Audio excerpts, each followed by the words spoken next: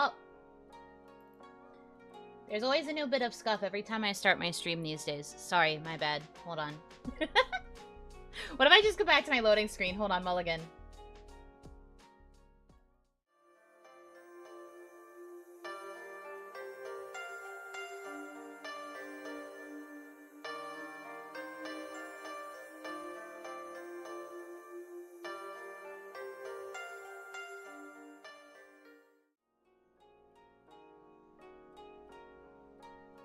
Oh, Hanaki! Did you know that our souls are connected by fate? What do you know? I'm Yuno Hanaki from production Kawaii's Hanamizuki. Hi! Good evening. I'm sweaty. It's still so hot. Ugh.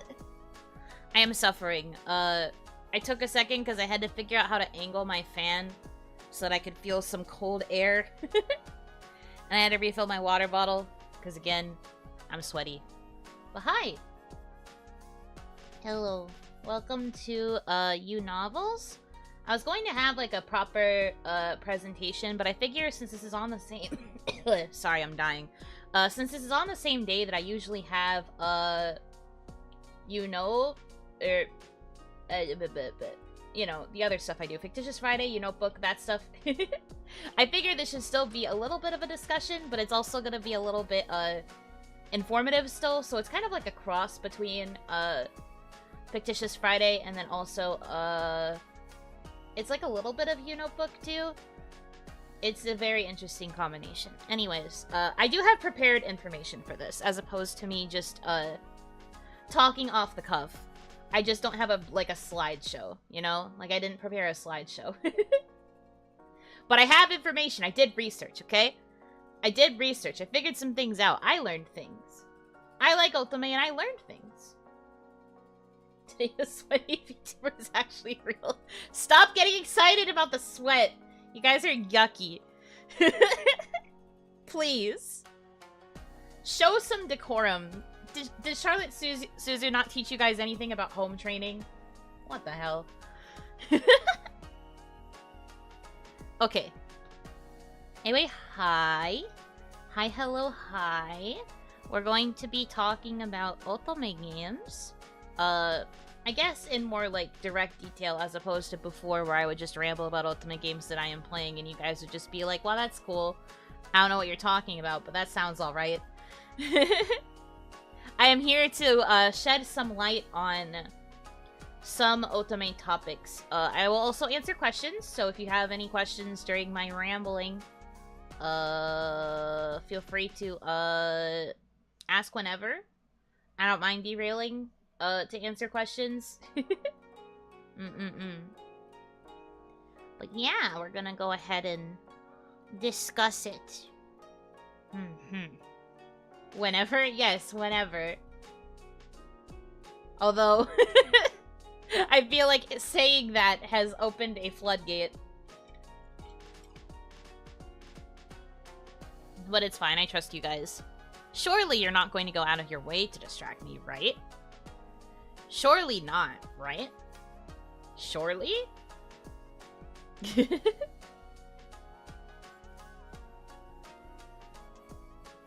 Eager to learn about these girl games? Yippee! Yeah, that is one place we can start. So, Ultimate games were originally made with the intention of generally being targeted towards women. This isn't to say that it's, like, always the case. There are probably plenty of guys who love Otome as well. I wouldn't be surprised. But generally speaking, they came about during a time where a lot of gaming was kind of primarily focused on men. So something I discovered through my research, actually, that I didn't realize was that, the first Otome game was only released in 1994. So, like, it's only been around for, like 30 years at this point? Yeah. I didn't realize that it was such a relatively new genre. That's kind of crazy. I felt like that I was like, clearly it should have been around for a long time, right? But no. 1994 was when the first officially recognized Otome game was released. It was a game called Angelique. It was released for the Super Famicom in Japan. And it was created by an all-woman development team as part of Koei that was called Ruby Party. Thank you for not saying old. I think that's relatively young in like the gaming sphere though. Cuz like gaming's clearly been around before then, but like the fact that the genre itself only came about in like the late or I guess mid-90s is pretty crazy. I don't think that's old. I think that's quite young. I was about to say it's only been around for like 20 years, but then I realized in the math in my head that it had to be 30. But that's still like crazy. That's kind of crazy, I won't lie.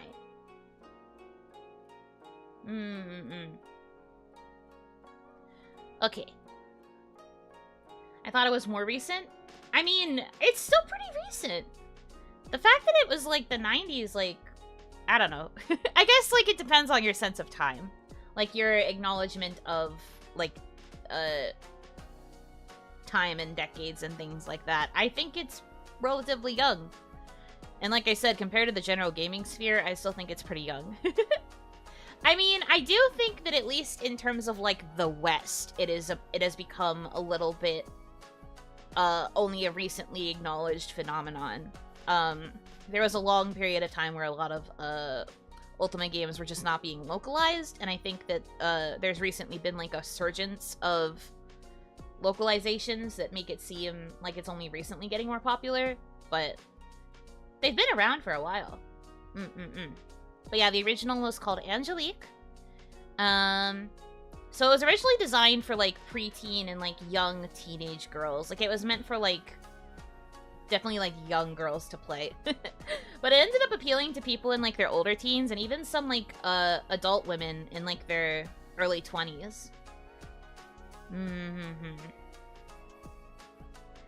So then after Angelique, well, okay, to get in a little more detail about Angelique itself,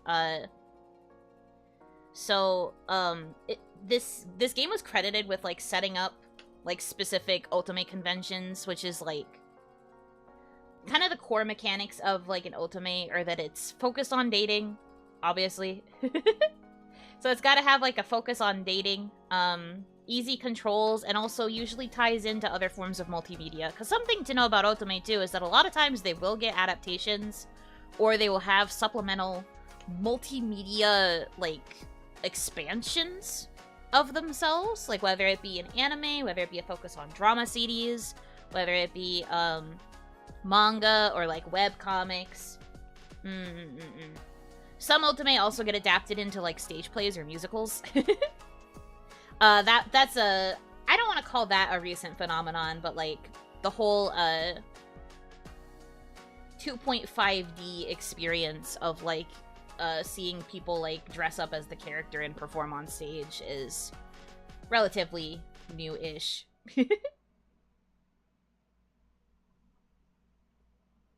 Dating sims or such already existed way before, right? I believe so, yes. But that's why this game is specifically focused on like well, not focused, but its goal was kind of to target like a female audience with those kinds of premises. I do think that dating sims were around before then, probably just not geared towards women. Because again, gaming was very much a male-dominated space for like a very long time. This was kind of a new venture to see if it would even be marketable. And at first it was aimed for like a younger audience of girls, probably to get more like young girls, like kids, to kind of like mix up the audience pool. And then it still worked. It just ended up reaching a slightly wider audience than anticipated. But yeah, so Angelique set up those like core aspects of Otome. So usually you can define an Otome if it has a focus on romance, easy controls, which is just to say that like it can either be a visual novel or it can be a simulation game. There's like the two different kinds of Otome there, and then also a tie-in with like other multimedia projects.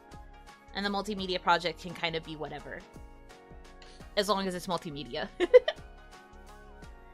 Okay, so then after Angelique, in 1997, the second Otome game came out, which is Albaria no Otome, which was created by Gimmick House and Magical Craft for the PC FX, and then later it was released on PlayStation. It was pretty similar to Angelique. So it involved like a protagonist who had to choose between becoming the sacred protector of a kingdom or falling in love with and living happily with one of her knights. We're anime men. Not on screen, at least not right now. This isn't that kind of stream. We're here just talking about like basics of Otome first. Eventually, when I start going more into Otome games, like, in detail, like, analyzing Otome games themselves, you'll probably start seeing more Otome men, but for now, we're just yapping. We're talking about the history.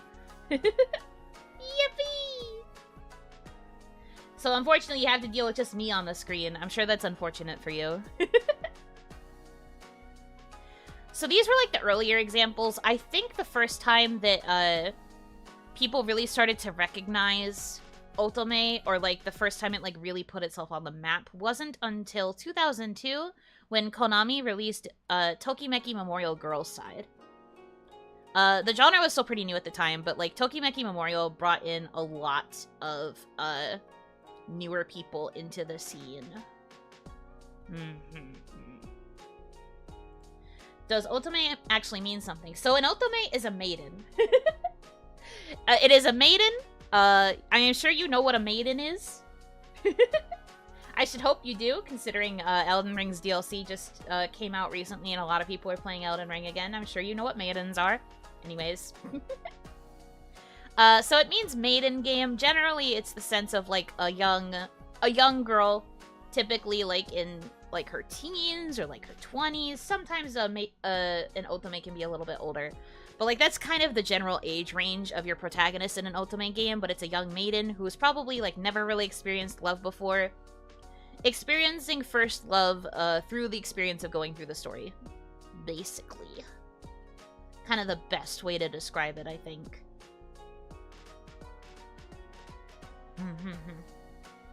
Yeah, you're Otome-less. Exactly. You get it. You understand. Maiden-less. Yeah, you're Otome-less. Points and laughs, points and laughs. No Otomes? Anyway. But yeah, that's kind of what it means. Otome games are a subsect of the overall wider genre called Josemuke. Josemuke is basically any female-targeted game or, like, IP, I guess. Because it doesn't necessarily have to just be games. Josemuke is anything that's targeted towards young women, again in that same kind of age range of like teens to like their 20s. Not to say that you can't play it if you're older than that, but that's kind of where it's aimed at, and that's where a lot of the characters will be aged. Usually in like their teens or their 20s, or sometimes a little bit older, sometimes very rarely younger, but generally like that much. These girls are gentlemanless. Exactly. They are lacking a gentleman. Speaking of Elden Ring, sorry if I don't speak much, trying to get maidens. It's okay. Feel free. You know, streams are all Otome streams. Now, hold on. Hold on. Are you trying to say that I am streaming because I am looking to get a boy? Because that is incorrect. I am streaming for women. If anything, I am probably... I'm kidding, by the way. I'm not really streaming for any particular audience. I just kind of stream because I like it. I am sure you are memeing, but I am memeing back at you. This is me counter-memeing. For the record. Hi, women. You know cute. Yeah, exactly. Hi, women. Good thing we all here are girls. Yeah. You can meme? VTuber has sense of humor? Shocking. Never would have thought. Truly, an incredible discovery to be made by everyone. Yuno is maiden, therefore Yuno is Otome. Yes, this is true. I am in fact a maiden. Bunny Garden streams for like Otome, but for women. Now hold on. Technically speaking, Bunny Garden is a galge, which I discussed a little bit before, but it's kind of like the more traditional idea of like a dating sim where it's a male protagonist and you're romancing women. It's written in like a very particular way. Something that I think is important to point out about Otome, I was gonna get to this when we talk about like the meaning of Otome and like how important it is for like women in gaming. But I'll touch on it briefly here because we're talking about Bunny Garden. The thing about Otome games is that they are written in a way that like favors what girls tend to like in stories. Which is, like, a lot of focus on, like, emotions, and it's more on, like, the depth of, like, getting to know someone on a very, like, intimate, personal level. I feel like, not to say that galge don't do that, but, like, if we look at Bunny Garden was, surface level as frick for, like, the entirety of the game. We didn't really get to, like, know Miyuka, you know what I mean? We, like, learned about her through the conversations at the club, but we didn't, like, know her. We didn't, like, really get into it in that regard. A lot of it felt very, like, surface-level conversations. It got a little bit, like, more serious near the end-ish, because she started talking more about, like, taking care of her sister and, like, the insecurities she had about being, like, a primary guardian. And, like, all of that stuff. But, like, we didn't really get to learn much about her, like, besides that. Something I've noticed, at least about, like, Otome games, granted, I haven't really played a lot of Otome games, I just really like them. I've noticed that a lot of them are, like, very, focused on, like, deep emotional bonding. There's a lot of emotional vulnerability on behalf of the love interest towards, like, their respective heroines. Which I don't personally see in a lot of galge. It kind of depends on the studio that makes it, though.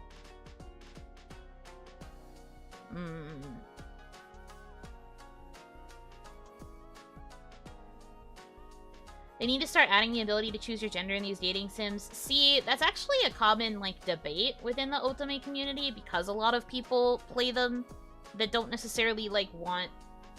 How do I word this?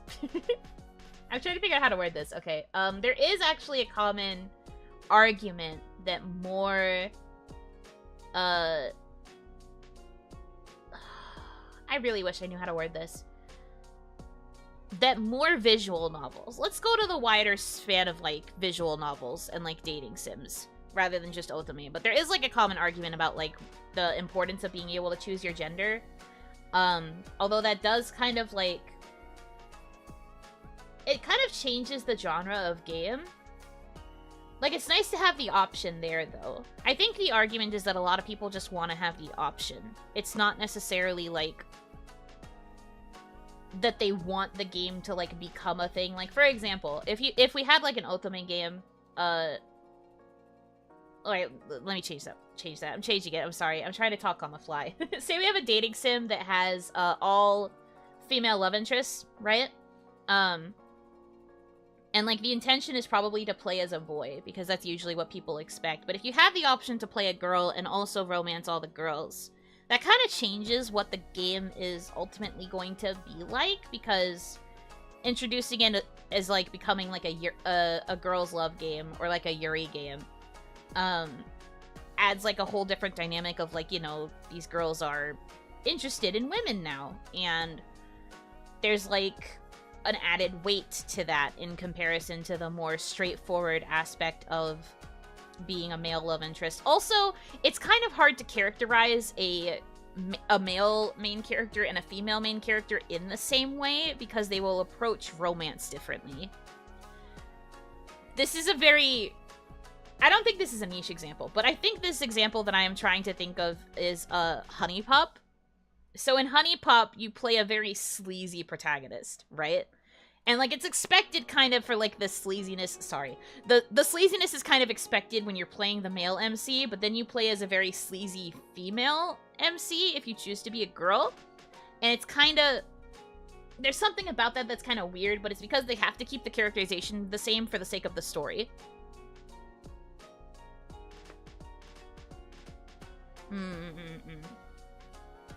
I think if we want to have more dating sims that allow you to choose the gender of the protagonist, I feel like there are some aspects of the story that have to be made a little bit more neutral, or less, like, drastically, I guess what I'm trying to say is it feels a bit weird when the characters act kind of the same. Someone brought up, Persona 3. Yeah, Persona 3. Basically 2 different stories depending on the gender. Yeah, because in Persona 3, if you play as Makoto, the male protagonist, you usually are just, you're limited to only really making social links with, like, the girls, and then a couple of, like, the guys have, like, bro social links, but, like, in the original Persona 3, you didn't have social links with any of the main party guys. You could only have social links with, like, the main girls in the party. Whereas with Kotone, who is the female protagonist in Persona 3 Portable, she could have social links with everybody in C's, so all of the girls, all of the boys, and then also Koromaru. She could bond with everybody, and it's argued that it's because Kotone is portrayed as being more sociable than Makoto is. Makoto is considered, like, the quieter, more, like, brooding type, and then Kotone is a lot more, like, outgoing. Her answers tend to have a lot more energy to them. She's a little bit more Genki in comparison. So it is, like, a slightly different gaming experience to play as Kotone versus Makoto.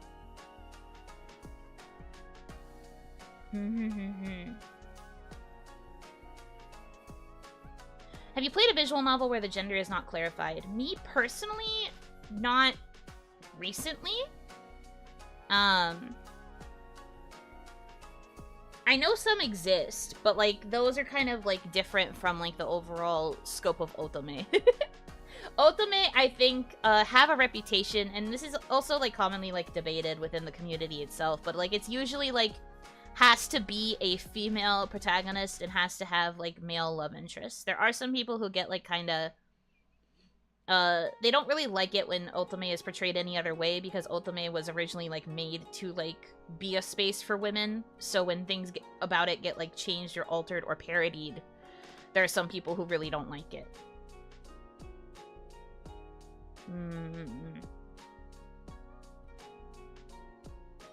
Sleazy female protagonist isn't that far-fetched, at least in my experience. I don't necessarily think it's far-fetched. That's why I said that, like, Honey Pop wasn't the best example, but it's one that I'm thinking of. It's like, I guess it's just more like... I kind of like when the experience is slightly different between playing as a boy and playing as a girl. Just because I think when you make the characters, interested in the same sex, it adds, like, a different, dynamic that I think it would not normally be present, in their narratives otherwise. I think it creates a whole different narrative experience, or at least I feel like it should.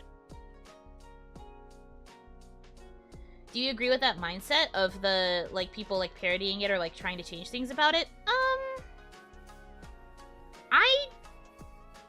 Yes and no. I think there are some aspects of it where I find it to be a bit silly, that people get upset about that particular aspect.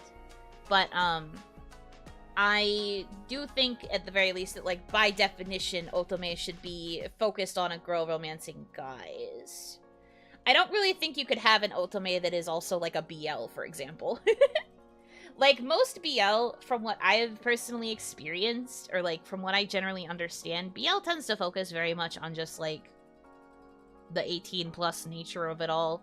It is very rarely... Well, okay, again, it depends on the devs, because you could say that Nitro Chiral definitely, doesn't always just focus on the spice. But, like, those games also tend to just focus on the 18-plus side, and I think, for me, I would rather there be the emotional, like, vulnerability and intimacy that comes from an Otome game, but you don't really see that in most BL. Most BL is just, you know.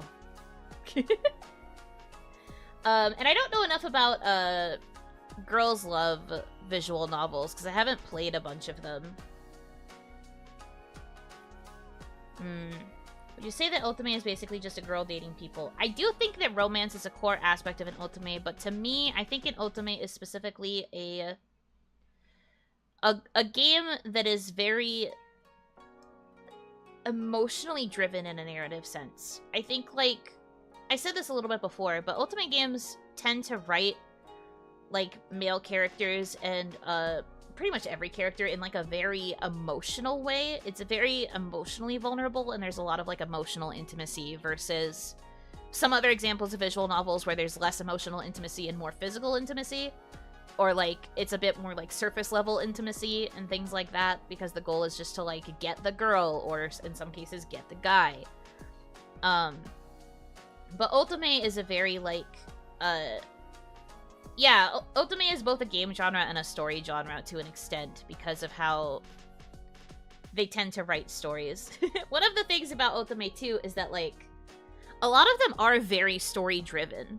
Like, I say that they have to have a focus on dating, but, like, in a lot of Otome, especially more modern Otome, the romance aspect has kind of taken a major backseat in a lot of ways, and it ends up just being, like a bonus, almost. The most recent example I can think of is Bustafellows. I honestly don't think Bustafellows is that much of a... It is an Otome, but Otome is, like, a subgenre for Bustafellows. It's more focused on being, like, a crime-solving, mystery, everything else visual novel. And then there just happens to be a dating element. But that's kind of where you get into the idea of, like, I mean, I guess Bustafellows isn't really a simulation. But it's in the sense that, like, I do think, though, that Bustafellows has a lot more dependence on, like, being able to solve the mystery alongside your chosen guy. More so than choosing answers that necessarily appeal to them. There's plenty of that, too. But, like, something about, Bustafellows is that it had, like, time-sensitive, choices, where you had to choose within, like, a certain length of time. Or you could just choose to not answer, and that would count as, like, a third response, which is kind of cool. But that was kind of, like, an important thing. There were actually some points where, like, you had to let time run out, in order to get the right answer. Or, times where you had to answer, like, relatively quickly, and stuff, too. Crime-solving aspect sounds cool. I say crime-solving, but it's more just, like, unraveling a mystery. It's not always crime. But, like, sometimes it's crime. Sometimes there's many crimes. Sometimes there's various atrocities, and you're just like, geez, kids, can you lighten it up a little? This is supposed to be a fun little dating romp. What happened? Suddenly, why is there a murder? Why are there 3 murders? What is happening? I'm just sitting here. Bustafellows is really good, by the way. If you're looking for something that's more so story-driven, that just has the romance as, like, a side plot, I definitely think Bustafellows is a good, like, transitional Otome game in the sense that, like, the romance is kind of, like, secondary compared to telling a story. But that's the thing about a lot of modern Otome these days, too. I think that a lot of them have started kind of pivoting to this more, like, storytelling aspect where it's just, like, you get to go through this, like, very deep, emotionally driven, high-intensity story alongside your chosen love interest. And then also, like, the romance just comes in later, or, like, as a consequence, but not, like, a negative consequence.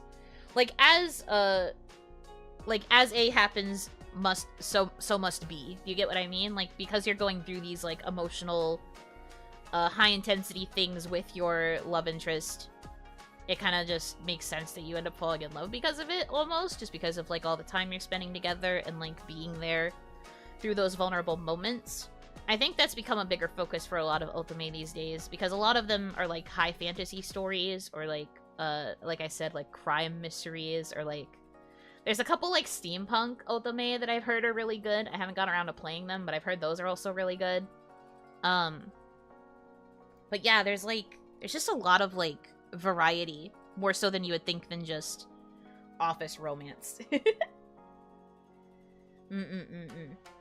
Not that I don't love a good office romance. I love office romance. Anyway. What was I talking about? I got a little bit off topic there. Let me go back to the page that I was looking at. Yeah.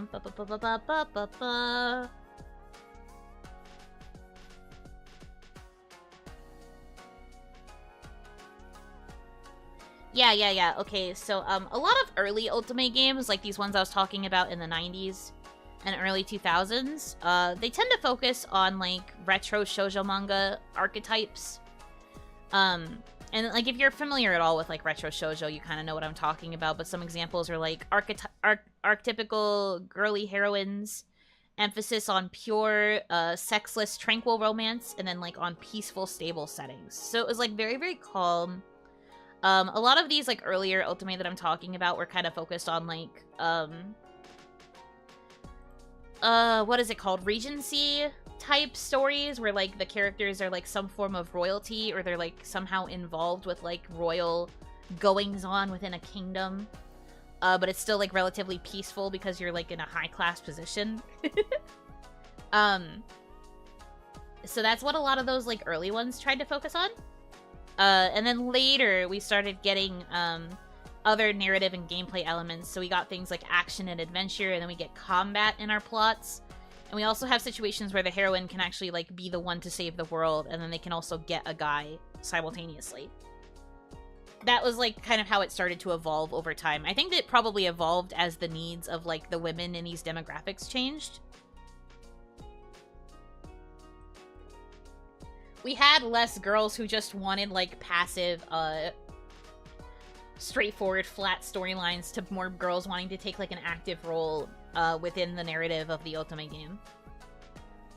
There's combat now? Loosely. Because you have to remember, one of the things about Otome is that you have to have like pretty simple gameplay. It's very rarely going to be that complex. Usually, if there's going to be like combat, it's going to be like... If you've ever played the visual novel for Little Busters, if you've ever played the visual novel for Little Busters, which is a key Galgate kind of, but it's more like a... I think that Key does a pretty good job of focusing a little bit more on emotions in their Galgate just compared to some others. But yeah, there's very few quick time events. Bustafellas is actually one I talked about where there was a bit of a timed element because of the time-limited responses. But there's, like, less, there's less, QTE and less, like, active, like, combat. It gets kind of, like, turn-based combat, at the most. You might get, like, some of that in an Otome game. But there is still, like, combat. There's still, like, plenty of moments. Even if it's, like, just a visual novel where you're just reading it, you will still experience, like, your love interest or, in some cases, the heroine, like, fighting. You'll just have to, like, read about it versus, like, being able to actually play it. And then there's, like, other Otome that just have, like, mini-games that you can play that help you, like, raise certain stats of affection for each particular boy. That's usually for, like, fan disc territory. We haven't gotten to fan discs yet. But, like, there's, like, some games that have mini-games that you can play, so it's a little bit more active. But a lot of the time, it's just, like, very simple, straightforward gameplay. I don't think there's anything wrong with that, but it's just very, like, simple to get through because the focus is usually just on, like, seeing pretty boy.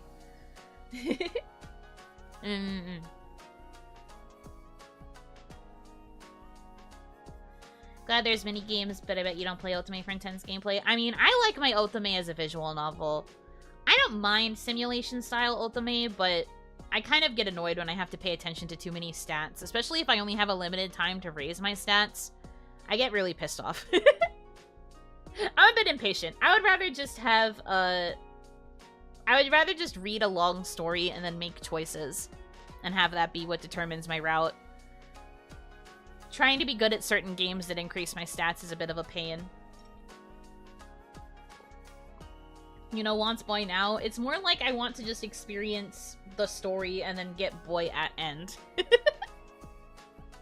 Claned front win. I would love to, honestly. Claned is one of my favorite series. It would be very fun to experience the actual game. I do have it. I just never... I haven't gotten around to, like, properly playing it or, like, starting a proper save. Anyway, yeah, visual novel's good. Anyways. There were a few simulation games for girls released in, like in the US, surprisingly. Though I guess I wouldn't really call them Otome. It's more just, like, girl simulation games. I would watch Clannad, I only know the anime. I think the Clannad anime does a pretty good job of, like, giving you a highlight reel, or, like, a sizzle reel, I guess, of some of the other routes while still focusing on Nagisa. I feel like Clannad is a very interesting series in that, like, while there are worlds that exist where Tomoya gets together with all of the other girls, technically the most canon route is still Nagisa. In the end, it's all Nagisa. It's like that in the visual novel, too. Anyways. Okay. So the first Ultimate game that was officially translated and sold in English was the visual novel Yojinbo. That was in 2006 for the PC. So even though the genre, like, started in 1994, the West didn't really get to see an English Otome visual novel until 2006. Clannad gets so confusing. I don't know. The thing about key visual novels is that they just have, like, a sudden insert of fantasy to it that's like, oh, this is supposed to be set in a realistic setting, but now there's, like, fantasy elements, and that's, weird. That happens with a lot of key projects, not even just their visual novels. I happen to think of Charlotte in this instance, where, like, a lot of it was, like, fantasy-focused, and then it just got, like, even crazier. Because, you know, Key is very well known for, like, their plot twists. Like, you'll be just kind of chilling and having a nice, fun, goofy time, and then suddenly there will be a major plot twist, and you're just like, what? What do you mean by that? What did they mean by this? I don't think a lot of Otome have particularly done that, at least not to me. I feel like they've been pretty straightforward in terms of being like, here is the plot, and then you just have, like, normal narrative plot twists. It's very rarely suddenly, like, genre shifting. Nothing wrong with either style, though. Okay. So, in terms of, like, an Ultimate game style, they have a lot of elements in common with shoujo manga and josei manga. For the record, a shoujo manga is something that is usually aimed towards young girls. Josei is usually aimed towards, young adult women in, like, their 20s to 30s, kind of. There's, like, usually more mature protagonists. That's the genre that tends to focus on, like, office romance. While shoujo tends to focus more on, like, younger girls and, like, high school romances and, like, slightly more fantasy stuff. Not to say that josei can't also be fantasy, but josei just has, like, older, slightly more mature stories.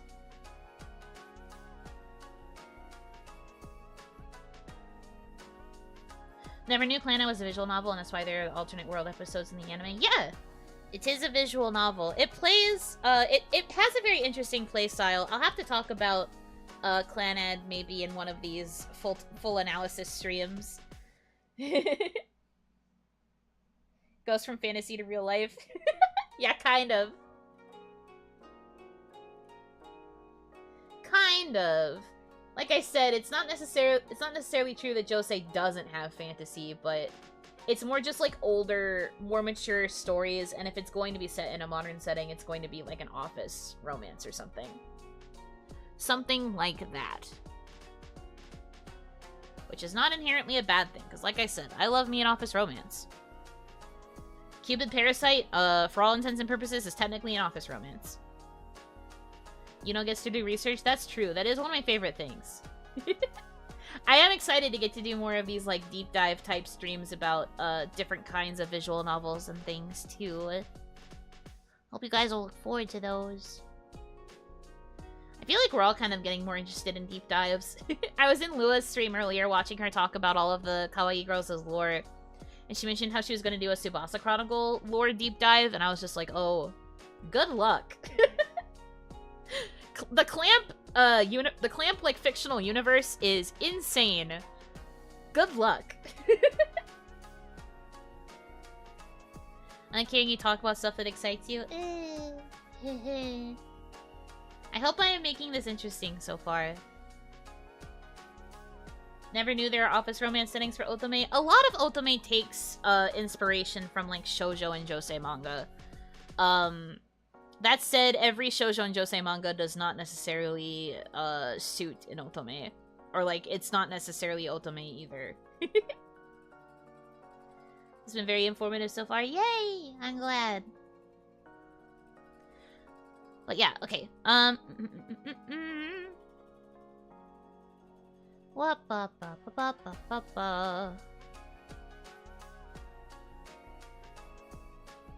So other common elements in Ultimate games are the importance of the voice acting, the CG stills, which are computer graphics or like full images of usually just the love interest, but it can also be the love interest and the heroine doing something romantic. And then a small epilogue or set scene at the end of the game when a character is successfully romanced. Those are elements of the game itself, for the record.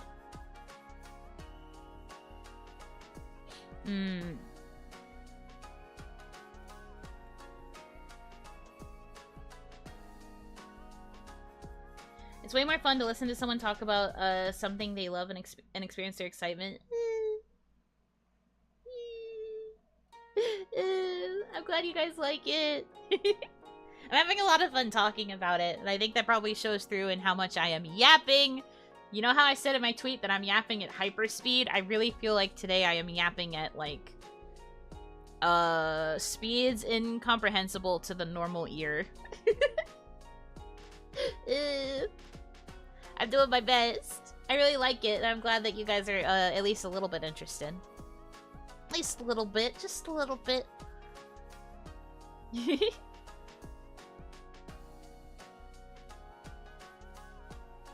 Okay, so now I will talk a little bit about, like, other Otome characteristics. So, okay, traditionally, the focus of an Otome game is to have your desired partner or love interest fall in love with you. But the requirements for gaining that character's good ending can differ from game to game. There's, like, some games where... there's, like, one Ultimate game that I've been really wanting to get to play. I'm not going to do it until I finish Keep It Parasite, but... There's one game, actually, that doesn't let you get the good endings until you get every character's bad ending. You have to get your love interest, like, worst possible ending before you could possibly get the good ending, and I think that that's really cool. But anyway. The requirements for getting a good ending differ, obviously, from game to game, depending on, like, what your love interest needs. So that's something to keep in mind. While plots will usually differ, like, lots of Ultimate games are set in tons of different, like, settings, whether it be Regency, whether it be, school, or office, or, some sort of other, like, fantasy setting, yada yada. Tons of different settings, so the plots differ quite a bit. There will usually be one female lead, usually. There's actually an Ultimate game coming out that has 3 different leads, but each one has a different love interest. Anyway. So usually there's one female main character, and then there will be several good-looking guys, and they all have, like, a different personality archetype. I think you guys are familiar with the archetypes that you usually see in Galget, where it's, like, the childhood friend girl, the girl who's got, the little sister archetype. You have the, like, the tsundere, you have the ojo-sama, like, you have that kind of stuff. There are similar character types within Otome as well, in terms of how they characterize the guys. I'll be getting to that a little later, but we have our archetypes too. We have our cliche character types. The one with blue hair who has no shot. Shut up about Miyuka, I love her. Miyuka has every shot in the world, okay? Miyuka is my baby girl, and I will take care of her. But no, I get what you mean. That's also a trope. Too. The male tsundere. There are male tsundere, yes. Sometimes they are cute. Not always, but sometimes they are cute. I feel like they're a bit more aggressive than the female equivalent of a tsundere. Anywho. Like I said, I'm not going to talk too much about the tropes until a bit later.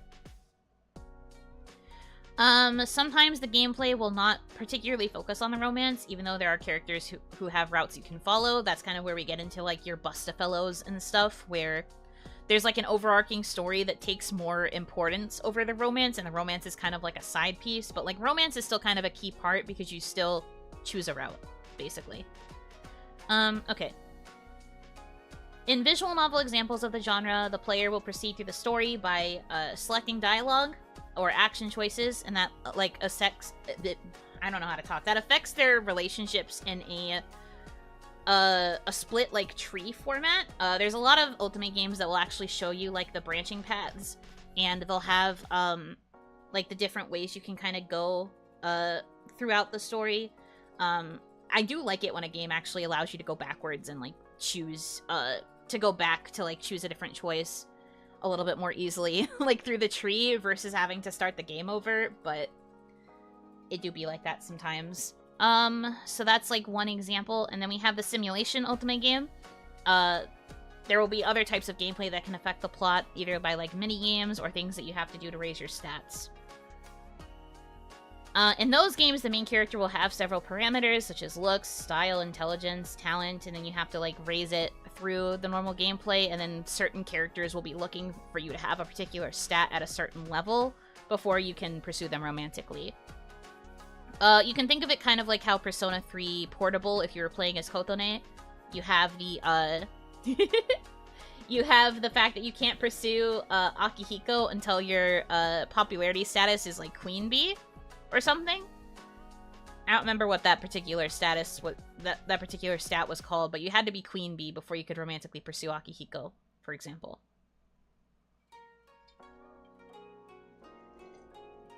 The ends that don't let you save on the dialogue selection screen. I have only run into that with Bustafellows so far. When I played Amnesia and when I have played Keep It Parasite, I have been able to save on the choice screens, which has been very nice. Bustafellows does not let you save on the choice screen, for the record.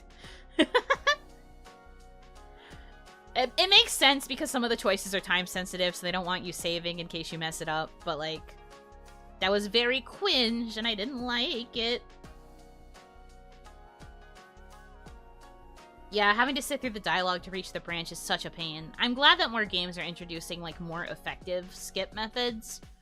And, like, having the branch, like I said, is big helpful. No save scumming your romance. At least not in Bustafellows. Bustafellows is like, nah. You got one shot. One opportunity. Either you do it or you don't. Okay.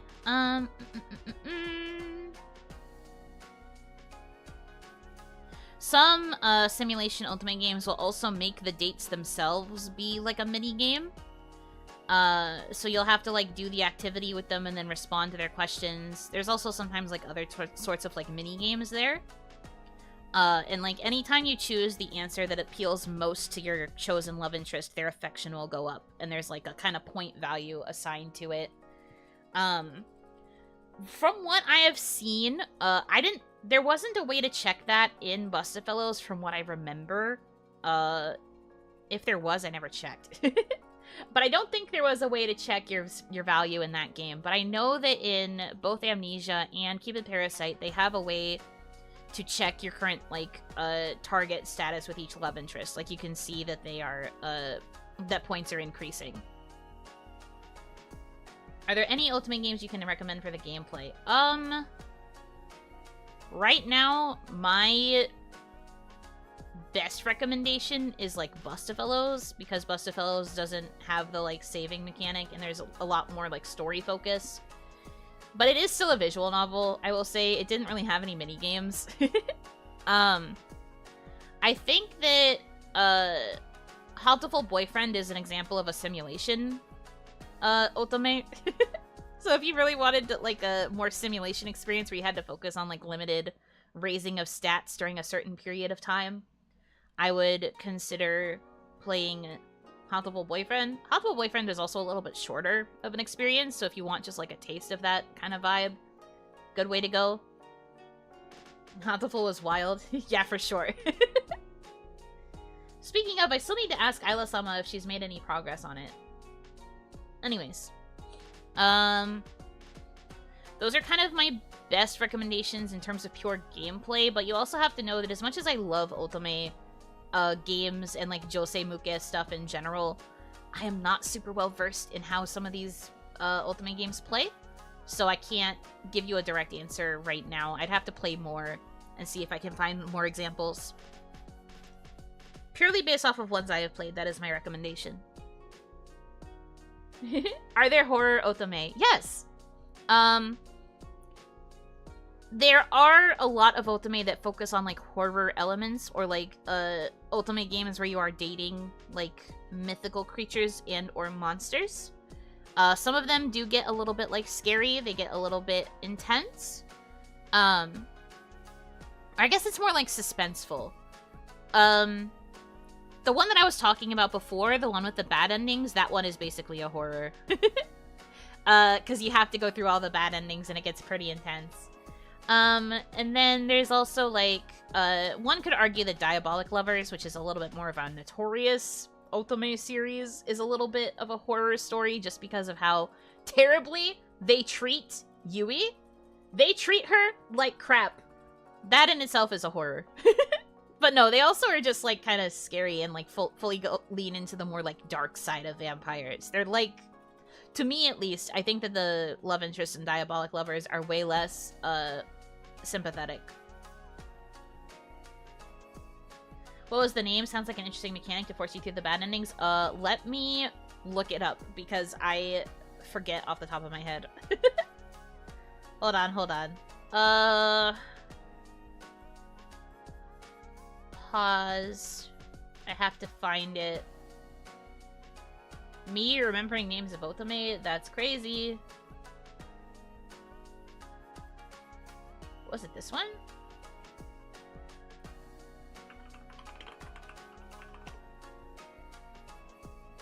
Ah, yeah. Okay, so it's, the Virche Evermore. I believe, yeah, it's this one. So, this game focuses almost entirely on, like, the tragedy of it. The tragedy of the situation. It is available for the Switch. You can also play it on Android or iOS. Here's how you spell it. Virche Evermore. It's a very tragic story. I believe this is the one where you have to choose bad endings first. Like, you can only do the bad endings before you can get to the good stories. But I hear it gets, like, pretty dark and, like, pretty tragic for, like, every character.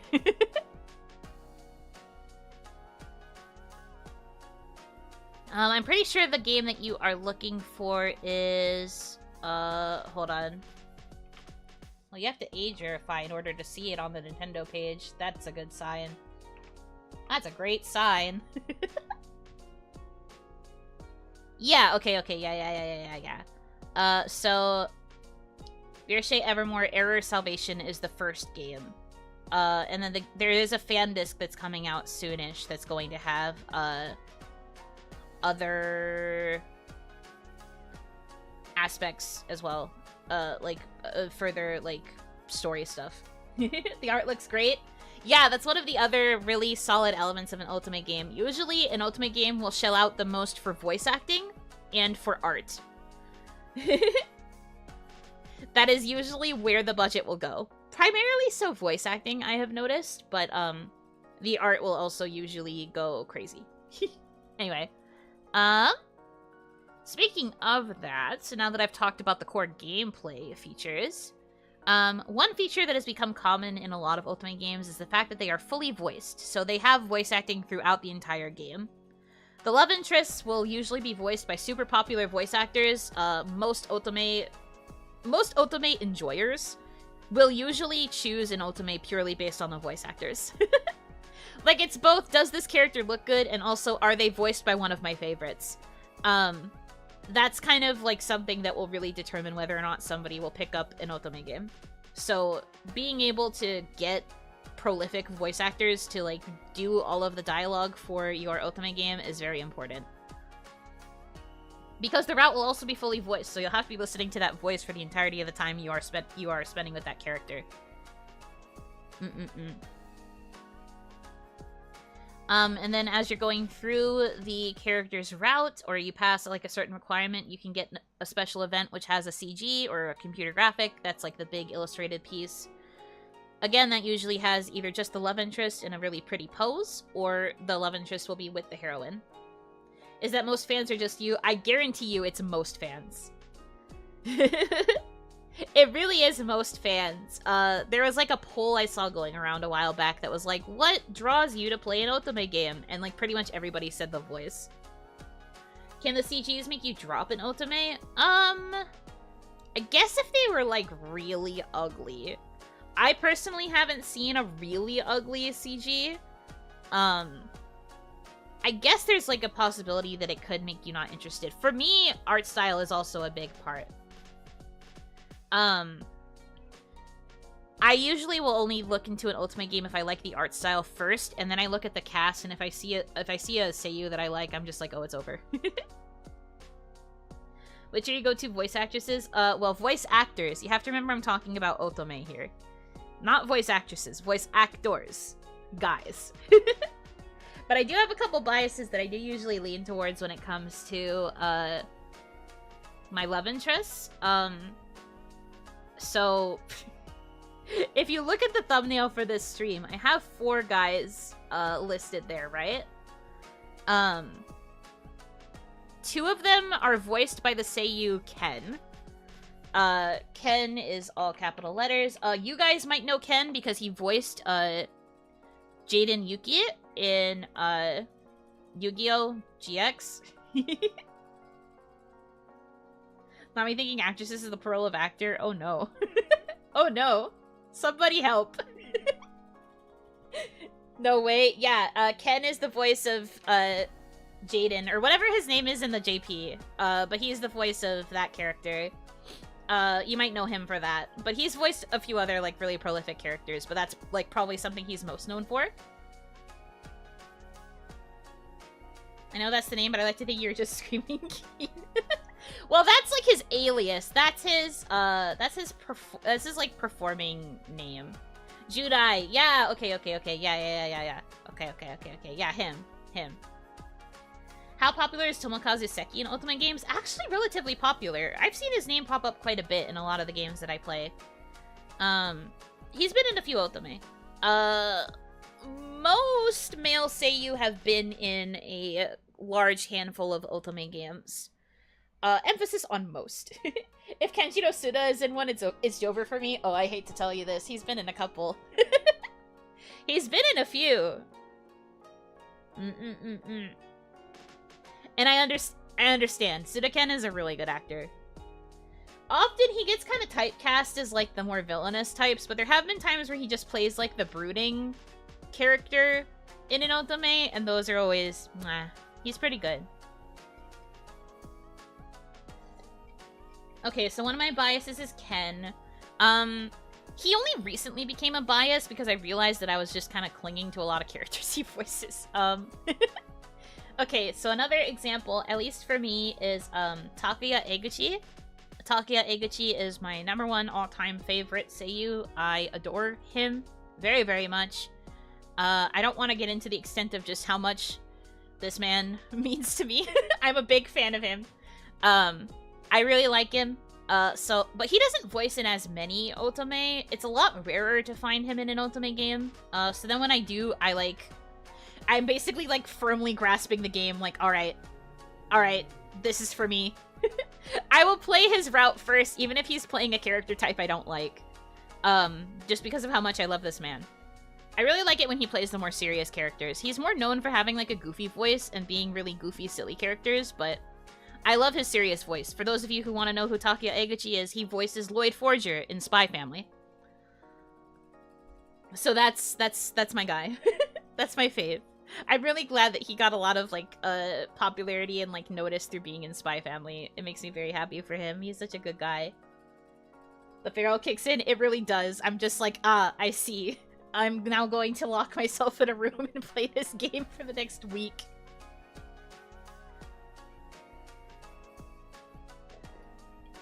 One of my other biases is Ryohei Kimura. He has more of a, like, I don't want to say raspy, that feels disingenuous to his voice, but he has kind of like a rougher texture to his voice that I really like, and he's really good at playing both, like, more childish and goofy characters, and also, like, the really serious, kind of, like, suave ones. He has, like, a really good suave, smarmy boy voice. He usually gets typecast as the, like, the more, like, goofy characters, though. Well, not goofy, but more, like, Genki, maybe? When you want to play your fave last? No. No. I want to see him first. I literally got the sequel to Cupid Parasite because I wanted to see my favorite again. And I'm going through all of his stuff first. For those of you who want to know Kimura Ryohei, child in Genshin Impact. Probably one of the more notable roles. He's done a few other notable roles too. He also plays a Tales protagonist. He is Sore. Sore in Zestiria. The speedrun to the fave character, always. I have my priorities in order. But also, I tend to love all of the characters in a game, so I'm not particularly, like, picky. I just like to experience my faves first, especially if it's a voice type that I really like, because I get to sit there and listen to their voice. So those are a few examples of ones that I really like. There are others. There's, like, Saito Soma, there's, Wataru Hatano, there's Sato Takuya, there's like a handful. There's, like, a lot. There's, like, usually going to be at least one or two of my biases in an Otome game, which is usually a disaster for me, because it means I have to play a lot of Otome games. Oh no, more Otome games in my backlog? So unfortunate. But yeah, I have a lot of, seiyuu that I really, really like. But there are some that I will immediately, like, drop everything and play the game for. I did actually start Cupid Parasite because Ken and Ryohei Kimura play two of the love interests. Ken plays my favorite. He's in the thumbnail, but he plays Shelby Snail. And then Ryohei Kimura plays Gil Lovecraft. So I played for those two. I actually ended up not really liking Gil's route, though, which was a bit disappointing. His route was kind of mid, I guess. The only thing that kind of saved it was Kimurio's performance. What a terrible problem to have. I know, right? I know, right? But the Ken character, Shelby, ended up being my stealth favorite in Cupid Parasite, and he's the whole reason I bought the sequel game, even though I still technically haven't finished the first one. Because I love him. It's a problem. I love you, Shelby. Anyways. But no, Ultimate games pretty much spend almost the entirety of their budget on getting really good voice actors. Especially because you have to pay them, like, a pretty hefty sum to voice in an Otome, since it's fully voiced. That said, usually the heroine will not be fully voiced. This is arguably due to budget concerns, but this also can kind of get into the fact that the heroine is often intended to be a self-insert. There's a chance that some people just don't want her to be voiced because they would rather, like, feel more immersed by, like, reading her lines in their voices or whatever. But there are a few games where the heroine is fully voiced. There's examples such as Norn 9. Norn 9 has 3 heroines, and all 3 of them are fully voiced, and they have, like, completely different personalities to them and different sets of love interests. I think they each have 3 possible love interests in Norn 9, which makes sense because there's 9 of them. There's 9 of the Norn, the 9. Do you feel immersed when there is no female heroine voice? Me? No. I don't really self-insert into the heroine's role, though. I prefer to kind of be an observer, I guess. I don't really self-insert as the heroine to where I'm like, ah, yes, it's like he is smooching me. I don't really see it like that. I usually I leave the heroine's name, whatever the canon name is, and then I just kind of experience the game, like, through her personality. I don't really self-insert, usually. I am more the observer type. I like it better when a heroine is fully voiced. I think that's why, another reason why I really like Bustafillos, the heroine is fully voiced there. Sorry, this is just a low-key Bustafillos shilling stream, but Bustafillos is just really good. It checks a lot of good boxes for me. Usually. Yeah, usually. I think what I do is I self-insert, like, separately from being the love interest. I'm not necessarily like, oh, I am literally the manifestation of Cupid, and I am trying to charm these guys so that they can learn what love is. Like, I don't do that. I'm just like, Lynette is doing her best to get this man to take a freaking break so that he stops overworking himself, and he's not listening to her. If I was in her shoes, I would do better. But I also wouldn't be literally Cupid, so... You're like the heroine's wingman? Yeah, I think that's closer to what I do. And then I just think about, like, when I think about, being in romantic scenarios, when I have my Yume de Lulu, which is Yumejo, which is, basically daydreaming about being the one that the guy is, like, sweeping off her feet or whatever. When I have my Yume de Lulu fantasies, I do not see myself in the position of the heroine. I see myself as myself talking to the guy. So that's kind of how I view it. Which makes self-insertion into a lot of modern stories quite difficult, because I am literally a half-oni in Onigashima. I don't really fit into, like, an office. You know what I mean? That's why I find it difficult to self-insert. Anyways. So now we can get into how they usually will represent their characters. So in particular, we're going to start with their representation of women. This is obviously going to be primarily through the lens of how they portray their heroines. This is also a point of contention among the Otome consumer base. But I'll talk about it after I go over these points. After what I've seen, you fit very well into offices. Okay, but that's the exception, not the rule. That's the exception, not the rule.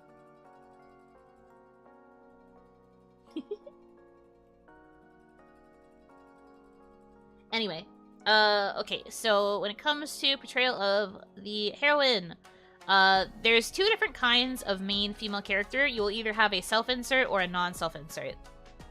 A self-insert heroine will usually not have a set personality or backstory, and this will give players the opportunity to insert themselves into the game or, like, make choices that most reflect them. I think the best example of this is the heroine in,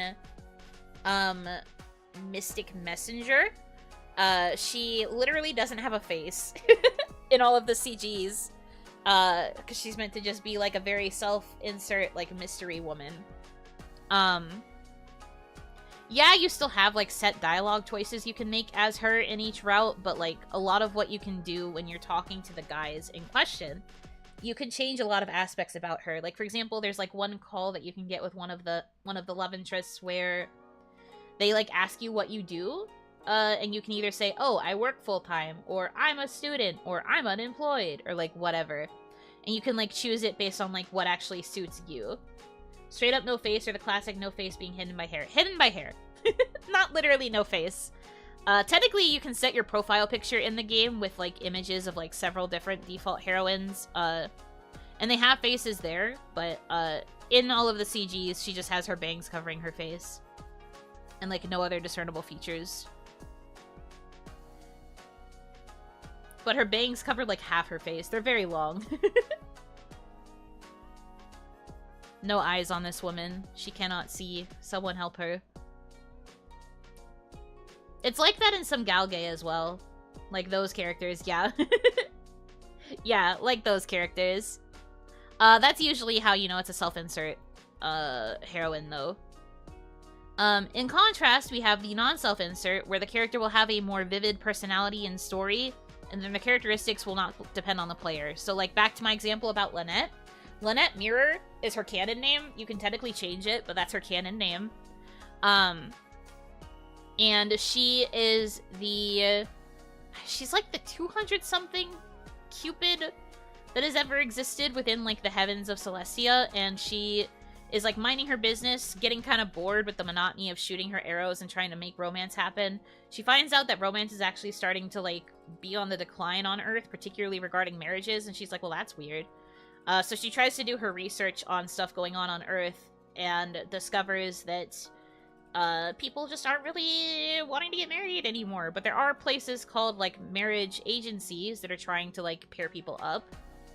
And she discovers one of them is called Cupid Corp, and then she gets mad because they're using her name to, like, make people get married or whatever. And she's like, well, now I have to go down to Earth, and I have to study what they're doing, and the kind of things they're trying to do in my name, and figure out what the heck's going on. And then she becomes an office worker. With the goal of becoming a bridal advisor, which is somebody who advises all of these couples to, like, help them find love. Then she gets saddled with the Parasite 5, who are our 5 main love interests, who just all have, like, major red flags that make them impossible to pair up, or they've had, like, a really bad track record of, like, rejecting people's advances, or just, like, other things that make them generally hard to want to marry. And it is her job to take these 5 hopeless men and turn them into people that somebody would want to marry. And then, of course, you know, she does that by pursuing one of them romantically and being the one to marry them later, but that's whatever. But they're fixable? Are they? A lot of the routes would tell you that they are not, because usually she only focuses on one guy. Minor spoilers, I guess. I don't know how many of you would actually want to play Cupid Parasite based on my summary, but a lot of the guys quit, and usually she just focuses on, like, the one guy that she's, like, pursuing romantically afterwards.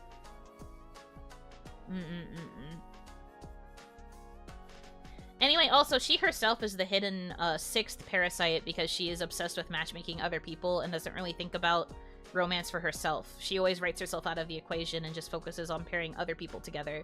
And that's why the game is called Cupid Parasite, because she is the Cupid Parasite. Yippee! Anyway, so Lynette has a very strong characterization to her, and that makes it very difficult to self-insert. As in, probably nigh on impossible. I think that a lot of Otome games these days are relying less on the self-insert and more on portraying, like, a strong heroine. I have noticed that's the case with, back to Bustafellows. Teuta, the main heroine for Bustafellows, is also kind of like this. She has a very strong character to her as well. That, like, it's hard to explain her, but, like, she's a reporter. She experienced, like, an extreme, tragedy in her life that kind of inspired her to become a reporter, because she wanted to, like, be the one person to report on these things that, like, some people would just kind of ignore. And then, like, she gets caught up in all of the, like, shenanigans of being part of the Bustafellows. I actually want people to play Bustafellows, so I don't want to say too much about her, but she has a very strong personality as well. Although, I think she's also a little bit more self-insertable, because I think she's less dependent on her backstory than, say, Lynette is. But yeah. Has a VN or Ultimate game ever made you go, I'm not reading all that? Not in recent memory. There have been routes where I do kind of wish that they would just end because they were quite long and I didn't particularly like them, but never to a point where I fully skipped. I would always like make myself go through it because I did want to experience the story and be like, you know, maybe there's a chance that getting through this there will be something good. Spoiler alert, at least for the route that I'm talking about, was not very good. But I've never fully skipped out on a visual novel or an Ultimate game. Usually once I get it, I commit. Because, like, I mean, this is true of most games these days, but Ultimate games are expensive. They're so expensive. I really can't afford to buy a game and then realize I don't actually want to play it. So I kind of have to make sure I want to play it. At least at some point. If not, you know. There are no traits or tropes that would make you drop a route. I will play every character's route, at least to get the good ending. They're expensive. I mean, like I said, most games are expensive. For example, when I was looking up Virshe, it's like 55, I think, or no, it was like 45 on the eShop. Pretty expensive, but also, since it's a visual novel, it's a lot of text. There's a lot of, like, graphical data. There's also, like, all the voice data because of the voice actors. Like, it makes sense. The pricing makes sense, but it's also just, like, games these days are an investment. I think you guys can relate to that, even if it's not in the sense of, like, visual novels. Games these days are an investment. You have to, like, know that you're going to play it if you're gonna buy it. Right? Like, I think this goes for, like, basically any game. I just think that games nowadays, you have to be willing to invest in them.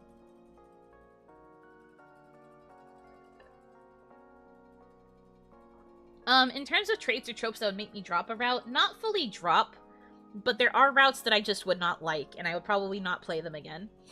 I would play every route at least once to get the good ending, and then, I probably wouldn't touch it to get, like, the alternate endings. That's kind of what happened to me with Cupid Parasite. I got burned on the last route that I played, and because it was just so bad. And now I don't want to play it to get the other CGs. I know that I have to, but I don't want to. And then, there's like a whole other character that I really don't want to pursue because I think he's kind of cringe, but I'm gonna do it for the sake of story completion. But no, while there are some traits that kind of give me a meh and, like, I don't really like it, I will at least give the character a try, because there's usually a chance that there's, like, something about them that could still be compelling. I have not encountered a situation where a character that has kind of given me an ick hasn't had something I don't like. Hasn't had something I don't know how to word what I'm saying. Even characters that give me an ick, I can usually find something in the route that's like, okay, that's tolerable, I guess. That's fine, I guess. It's just a matter of, like, getting over that ick to pursue it, I suppose. And there might be some characters where I also just won't pursue them at all. Or at least not immediately. Like, I had to take a big break from Cupid Parasite because I didn't want to play the game anymore after the route that I played was so blech. Not even in the sense that it was, like, bad. It wasn't like it was toxic or anything. It was just boring, and it had a cliche in it that I don't like. And it was also just, like, a very strange approach to that storyline. I didn't really like that aspect of it. I think it could have been better in that regard. You can look over the ick. I try my best to work past the ick to focus on things that might make the character good. The keyword is try. It doesn't always work, but I do try.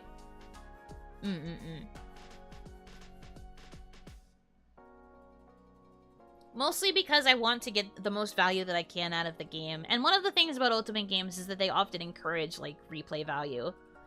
So you're paying, like, a decent amount for, like, a long visual novel, and you're going to want to experience as much of the visual novel as you can.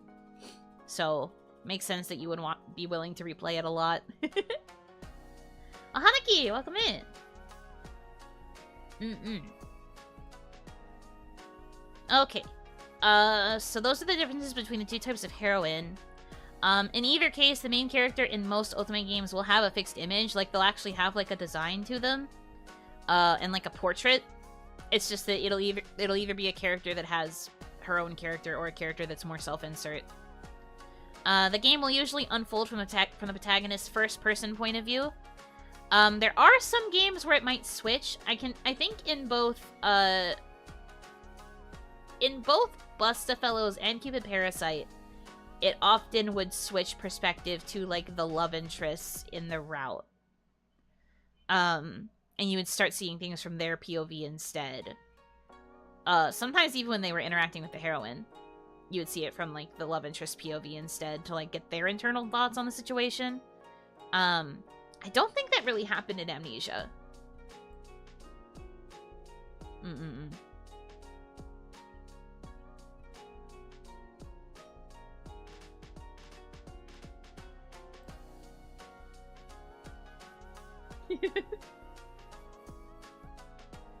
Don't make fun of Bustifos. It's one of my favorite visual novels. Please.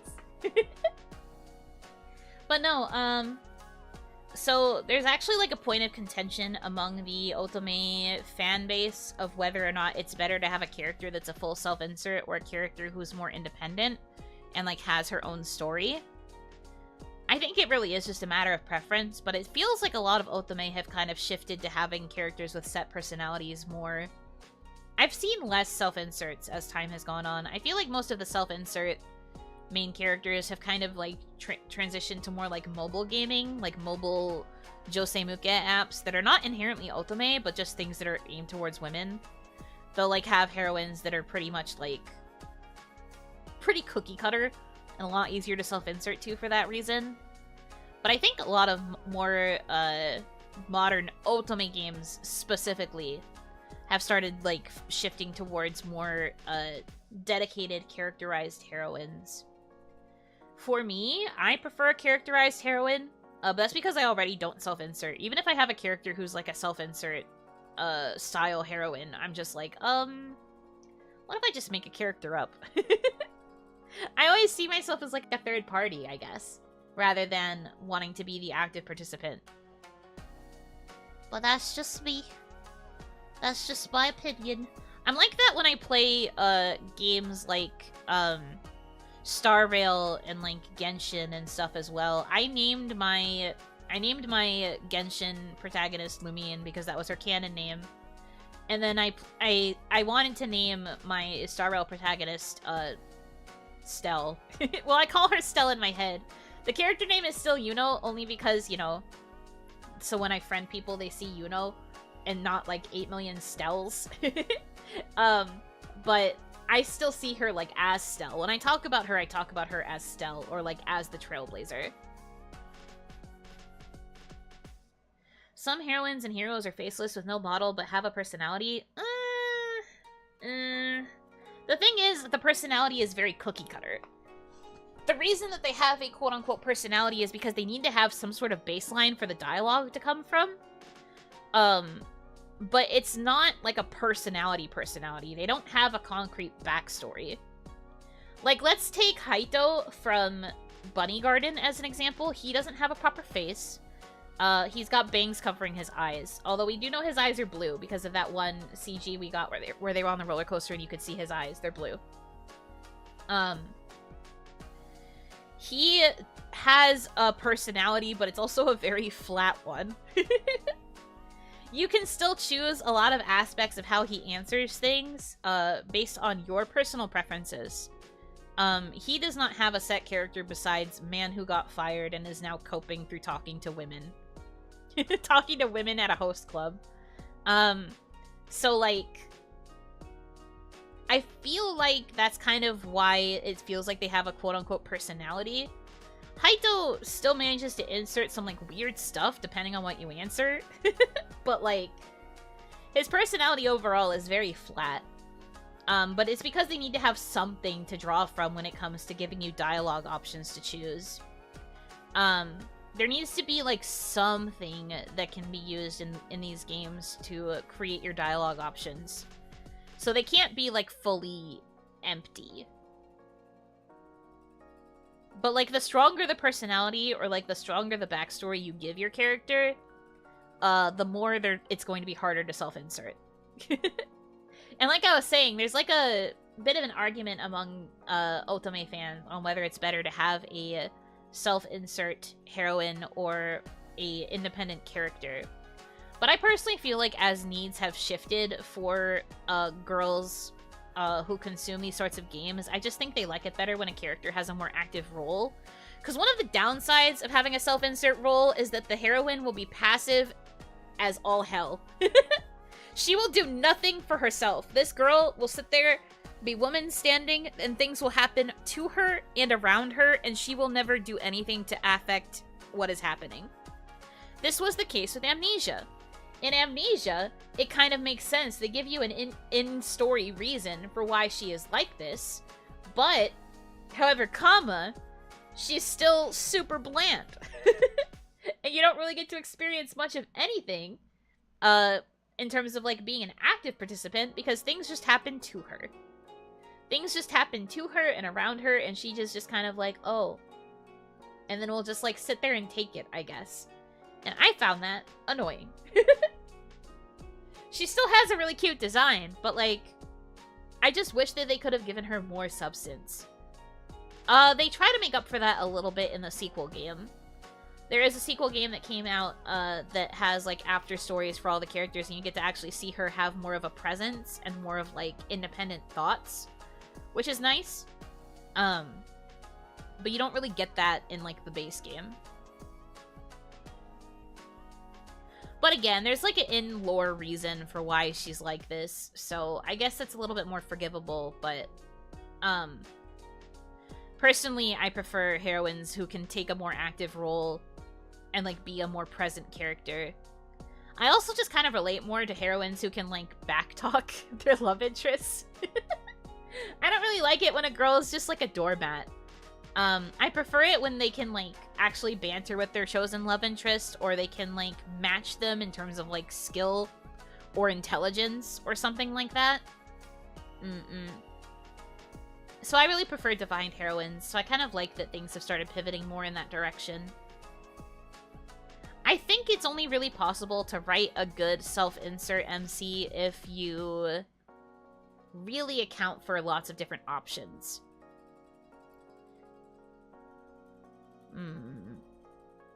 Like some a little spicy? I do. I just like them to have a little bit of fight to them. I like it when they can, like, stand up for themselves, or when they can, like, work independently from the love interest to, like, do their own thing. A lot of times these Otome games would have them be super dependent on the love interest doing things for her, and she would just kind of have to, like, sit there while he does it, and I think that's boring. I like it more when the characters are more like equals, I guess. I guess that's because it's something I value in relationships too. I don't necessarily want someone to, like, take care of me. I want to be able to approach things as an equal. I want to be able to tackle problems together. In some aspects, yeah, we can take care of each other, but I don't want one person to do all of the caring. It should be balanced. And so that's why I like it when the characters are more defined, because that usually means that they'll be considered more of an equal with the love interest that they're talking to. Every time I was playing Amnesia, I felt like the boys had way too much power over me. And I always thought that was a little bit cringe. But it is what it is.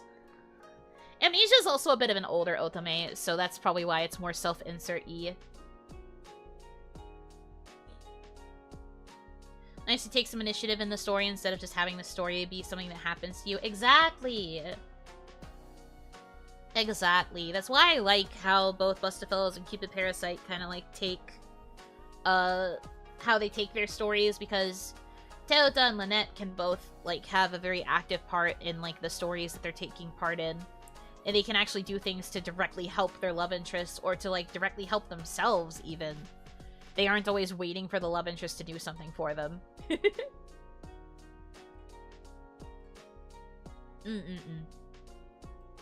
Okay. So that's kind of just my thought on the whole thing. I understand the value of both, but I feel like writing a self-insert character is very hard to do just because of all of the pitfalls that can come with, like, trying to also give you a loose characterization to go off of. It can be, like, a mixed bag. Because even with some self-inserts, I've heard that there's, like, some people who think that, like, the choice options that you get, despite it being a self-insert, are, like, not enough. Or that they're still, like, too out of character for how they would personally react in a situation. But I also think it's kind of impossible to have an Otome game that's, like, fully interactable with, like, customizable responses. I just don't think it works like that. Maybe someday we'll have the technology where it can work like that, but unfortunately, we have limited dialogue options. And it's usually, like, shy response, aggressive response, or ellipses kudere, I'm not responding response. Those are usually the 3 responses we get like that. Meanwhile, if the character has a more solid characterization, you can actually, like, choose things that suit the situation more. And she'll actually, like, play them out in a way that's believable to how her character is. And I like that.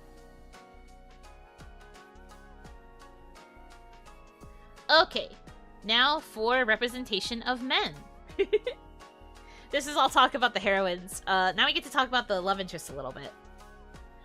So the main male characters who can develop a romantic relationship will vary from game to game. In general, they will be handsome and attractive, or like conventionally handsome and attractive. So it depends kind of like on your definition of like romanceable. Again, art is usually the thing that gets the most budget put towards it when it comes to production of an otome.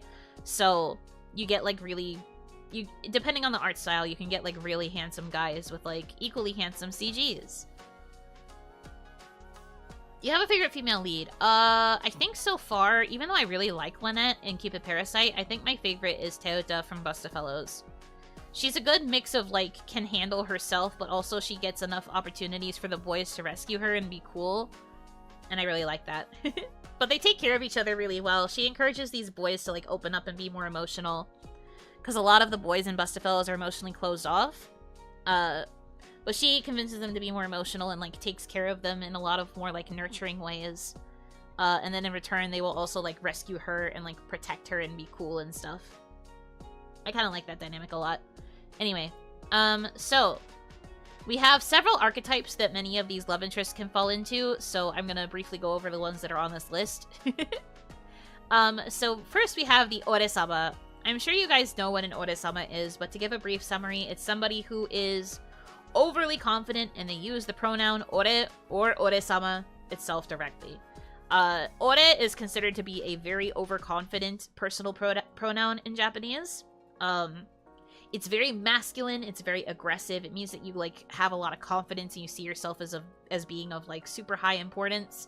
Usually an Ore-sama character is somebody who is confident to the point of, like, pompous arrogance. Like, they just think that they are the hottest shit on the planet, I guess is the best way to word it. It can be anybody who is, like, maybe, like, a super sporty character, or it could be somebody who's just, like, maybe, like, a really strong leader type, but that's kind of what the Ore-sama type is. You've probably heard of that type in, like, other series as well, but the thing I hear said every 10 seconds in Yakuza games. Well, yeah, but, like, specifically within the context of an otome, it's just a guy who's, like, very confident, and he's also, like, borderline an asshole about it. He will usually be kind of aggressive towards the heroine because he thinks that he's just, like, God's gift to men or whatever he's talking to her. And, I mean, this is a character type that I'm not always into. It depends on how they're portrayed. It's okay. But, like, I personally want an Ore-sama to have more depth than just being an Ore-sama and nothing else. Sometimes the Ore-sama and the tsundere can go hand in hand. Because some Ore-sama characters will also be quite tsundere. Because they are not used to getting, like, affection or being treated, like, softly. So whenever you treat them softly, they get, like, really embarrassed and they're like, what are you doing? How could you treat me like this? And I love that. That aspect is cute. I like getting them flustered. I like watching them squirm. But some people are into the Ore-sama type just because of the fact that they are so confident. I'm a bit unique in that regard. You monster.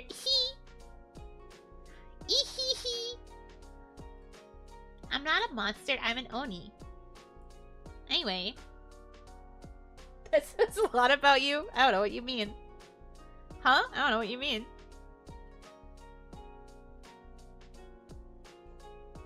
I can't believe Yuno used your one swear to call one of some characters hot shit. Yeah, I will, and I would do it again. And I would do it again. Okay, next is the kudere.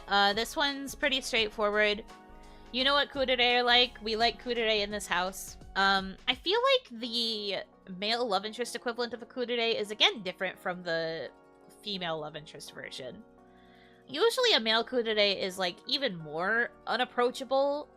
I feel like in Galget, if there's a kudere character, you can still like approach her, and the goal is to kind of be the one to like aggressively break her walls down so that she becomes vulnerable. It's kind of the opposite in Otome, where like the kudere character is usually somebody who chooses to warm up to you. Like, you will still be the one approaching him first and like talking to him first, but it's always his choice to start opening up first. You can't really force his walls down a lot of the time. He's also usually the most level-headed one in the overall cast. So in his interactions with the other potential love interests, he will be usually the Tsukomi, or the one that's like kind of keeping order in a sense because he's able to stay so calm. But it's usually him who chooses to open up to you first versus you forcing the wall down. I mean, the heroine still has an active participation in it, but like, I think it's still mostly like his choice to start being like warmer towards you. The one with the brain cell, yeah, exactly. Kudere and like the smart guy tend to kind of go hand in hand in Otome games. And then we have the childhood friend, or the Osana Najimi. Again, this is another trope that you guys are probably used to. I guess as opposed to being the, like, the girl who will always support you, it's more like the guy who... Childhood friends, in terms of being a male love interest, they are very protective of the heroine. They usually are the ones who are the most, like, against the heroine getting involved in any, like, situation that they think could be endangering her. They are very overprotective. They will kind of like butt heads with the other love interests a lot of the time because they feel, I don't want to say entitled, but they feel kind of entitled to like protecting the heroine's safety. This applies in like any setting, but like they will usually like butt heads in order to like protect the heroine from the other love interests. They'll be a little bit possessive in that regard. Can usually be pretty sweet. They are the one that understands the heroine the most because of having grown up with her. But also sometimes a lot of the Osana Najimi will also not be romanceable.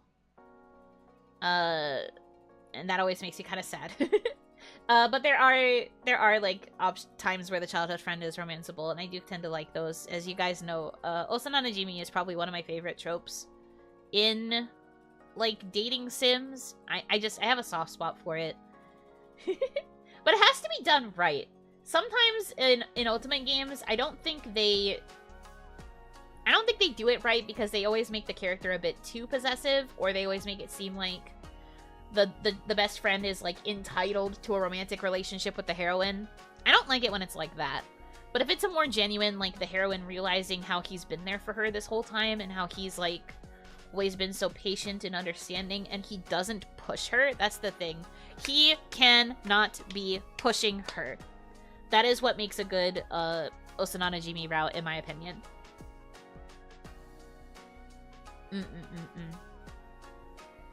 That's another relatively common trope. We also have the... I'm going to say the word, but I don't mean it in the way that I'm saying the word, but the Shota. Like the Shota character. This is in the sense of, like, the character is usually younger. They'll be, like, the Kohai, or they'll be, like, just a character that is perceived as younger, usually, like, shorter or around the same height as the heroine. That's something else to point out, I guess, about the visuals of these guys, is that they will also all be quite tall. The heroine is usually considerably shorter than a lot of the other love interests, but for the Shota character, they will be around the same height. It's rare that he will be shorter than her, but it's sometimes possible. But usually, he will be about the same height as the heroine. And this leads to them having a lot of, like, softer CGs because they are close enough to be in, like, forehead touch range. It's really sweet. Do you mind at all their heights? I don't really care about it. It's not a big deal to me. I like it when they're tall, but I also think that it's really cute when the guy is the same height as the heroine because it makes it a lot easier for them to, like I said, bump foreheads or to, like Like when like if they had like a slow dancing scene, they could look directly at each other, like directly in each other's eyes without a heroine having to look up, which I think is cute. I think that kind of thing is very sweet. So no, it doesn't really bother me. But yeah, this character will usually be also portrayed as a little bit more childish than a lot of the other love interests. But there will also often be a lot of gap moe, where like, I've seen this happening more in like more recent Josei Muke IP. But usually the Shota character will appear to be very cute and like Genki and like a sweetheart, but then they'll actually have like a hidden side that's either like super cool, or they'll actually secretly be a kudere, or they will secretly be kind of evil. But there's usually room for gap moe in these characters. I feel like the Shota archetype is usually just where the gap moe goes. Or where it's like the secret like plot twist of like the character type. Where you think that they're just all cute, but then they end up being like one of the more serious routes or something. But yeah, usually the Shota character is just whoever the shortest in the like main love interest lineup is. Because they will be the closest to the heroine in height. Either the same height or a little bit taller. I ask about if they are shorter. If they are shorter, it's very rare.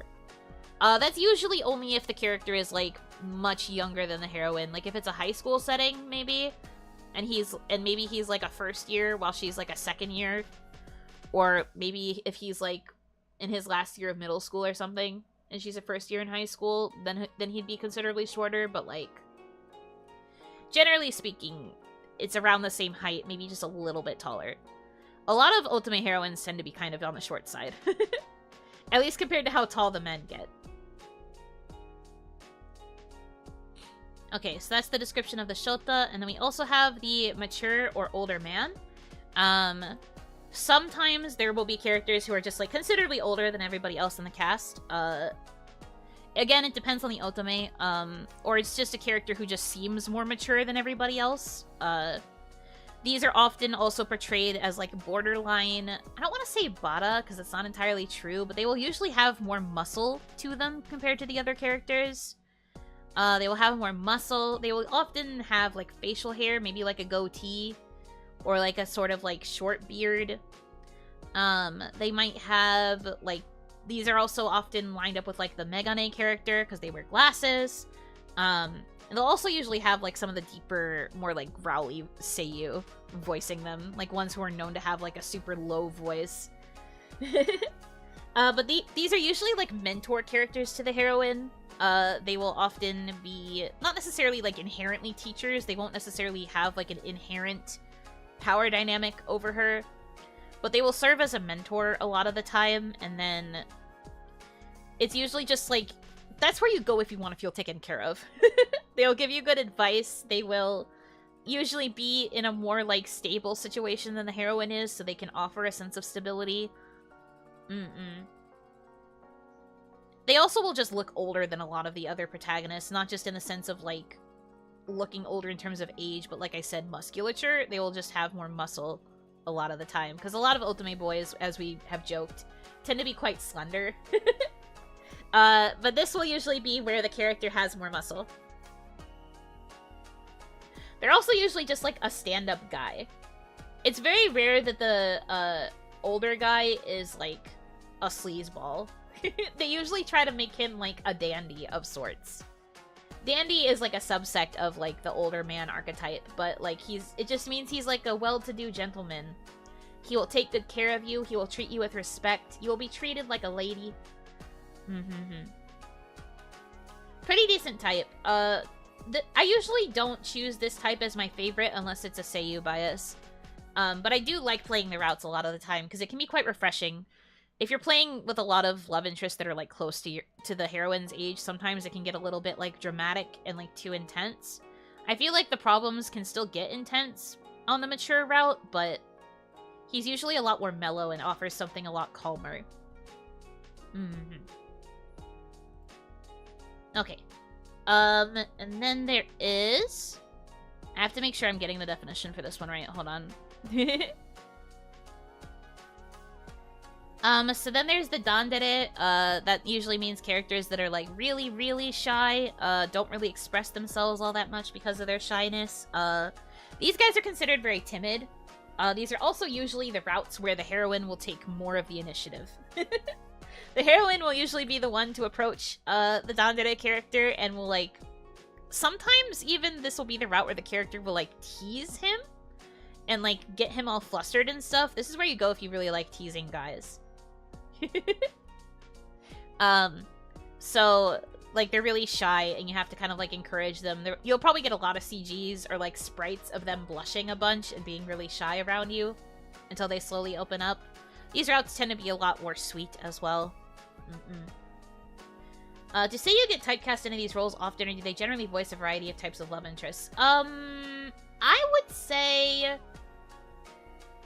There is typecasting, but Seiyu are capable of a wide range of voices, at least compared to how I feel Western voice actors tend to be typecast. There is typecasting, don't get me wrong, but I think that there is a little bit more variety with Seiyu. There will be, like, situations where it's like, oh, you can tell that character is going to be voiced by Saito Soma, or something like that. But, it's not necessarily, like, one solid character type. They have the range, usually.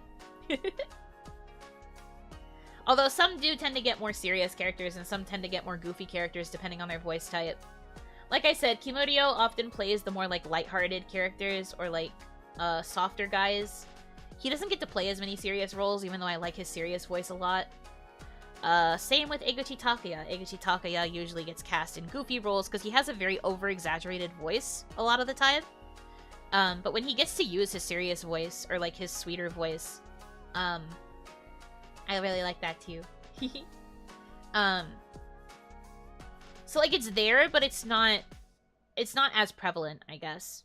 I think that there is still, like, quite a range.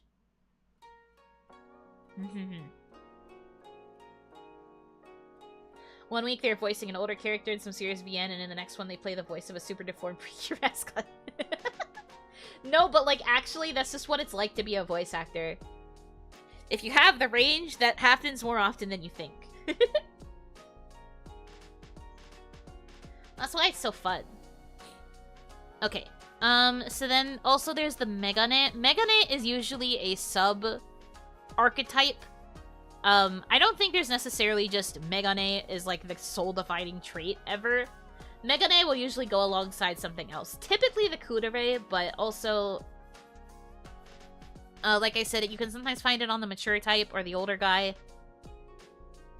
But, you know, Megane, for those of you who might be unfamiliar somehow, it's just the trope of a character wearing glasses.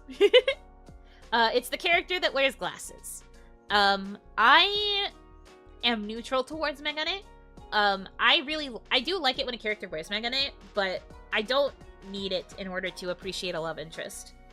I think most of my love interests don't, my favorite love interests don't wear Megane.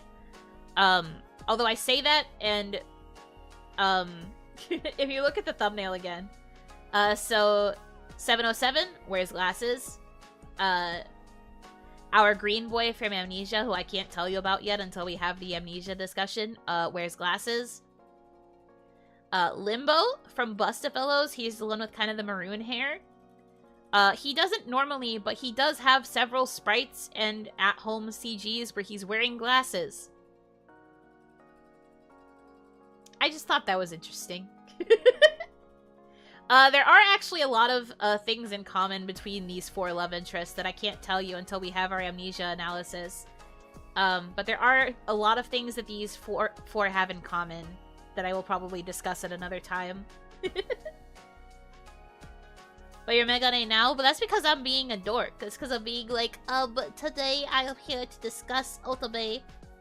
I did a lot of research.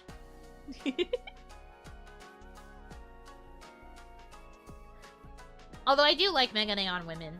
Glasses girls. Yes. Glasses boys also yes, though.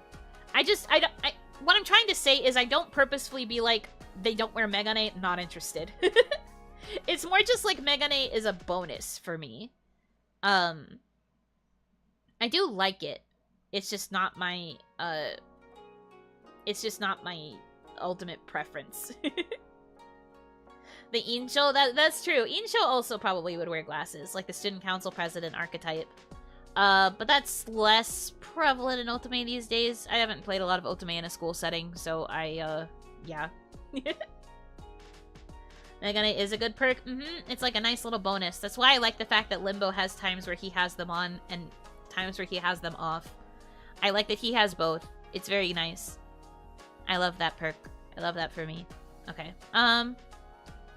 So after Megane, then we have the Tsundere. Like I said before, Tsundere is a little bit different from the girl equivalent of Tsundere. I feel like male Tsundere tend to be much more aggressive. They tend to be a lot angrier. Not that, like, girl Tsundere don't get angry, but I feel like a male Tsundere, they tend to take it as, like, angry aggression. They won't, like... They usually won't be violent towards the heroine, but they do just have more violent, destructive tendencies when they are the Tsundere type. And then, like I said before, Tsundere and Ore-sama often go hand in hand because it's a character who's, like, super confident, very full of themselves and their ability when it comes to fighting, but then also, if you try to be nice to them, they get really flustered and they're like, what are you saying, idiot? Not the baka, more like, get out of my face now. Yeah, exactly. They will be the ones to actively push the heroine away a lot at the start. They will be very, like, soon, more so than Dere. A lot of the route will focus on trying to bring the Dere side out of them more. Or it'll be them slowly realizing they've stopped being as soon towards you, and they're like, oh, that's weird. Why am I like that? But yeah, I think they're just more aggressive, generally. They will be verbally aggressive towards the heroine a lot. Like, they'll call her stupid, they'll, like, say that she's annoying. They'll try to, like, keep her away a lot of the time. It's to, like, hide the fact that they're shy or that they might already have a crush on her or whatever, but it's, like, it's very aggressive. Whereas I feel like a lot of the female Tsundere archetypes, they'll still, like, talk to you and interact with you in that way, but I feel like the Tsundere guys try to just avoid. They're like, peace sign, fade out. And then there's Yandere. You cannot escape Yandere. Yandere is unfortunately just a key part of a lot of these dating sims because people really like the possessiveness.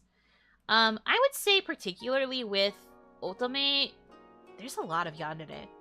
Yandere, it's not the most common, I think, in Galge, but I've noticed that Yandere is quite common in Otome.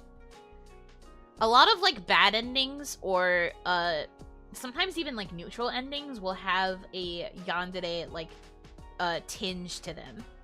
They will have the Yandere flavoring.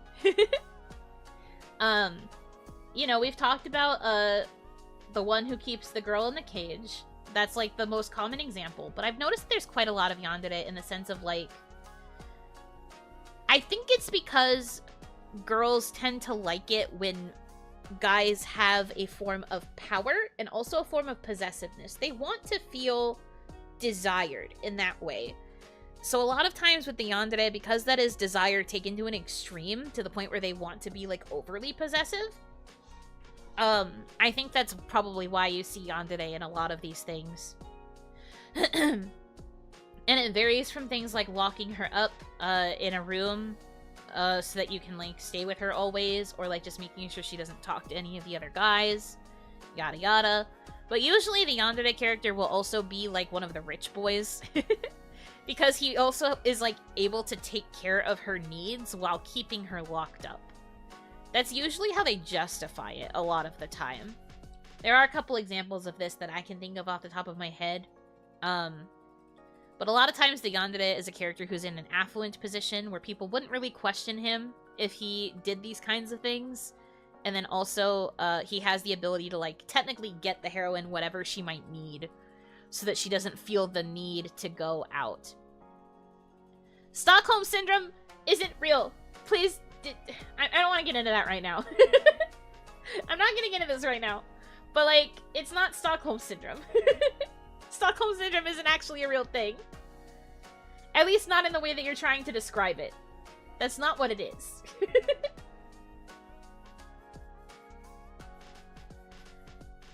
So the cage boy is rich. I'm no comment.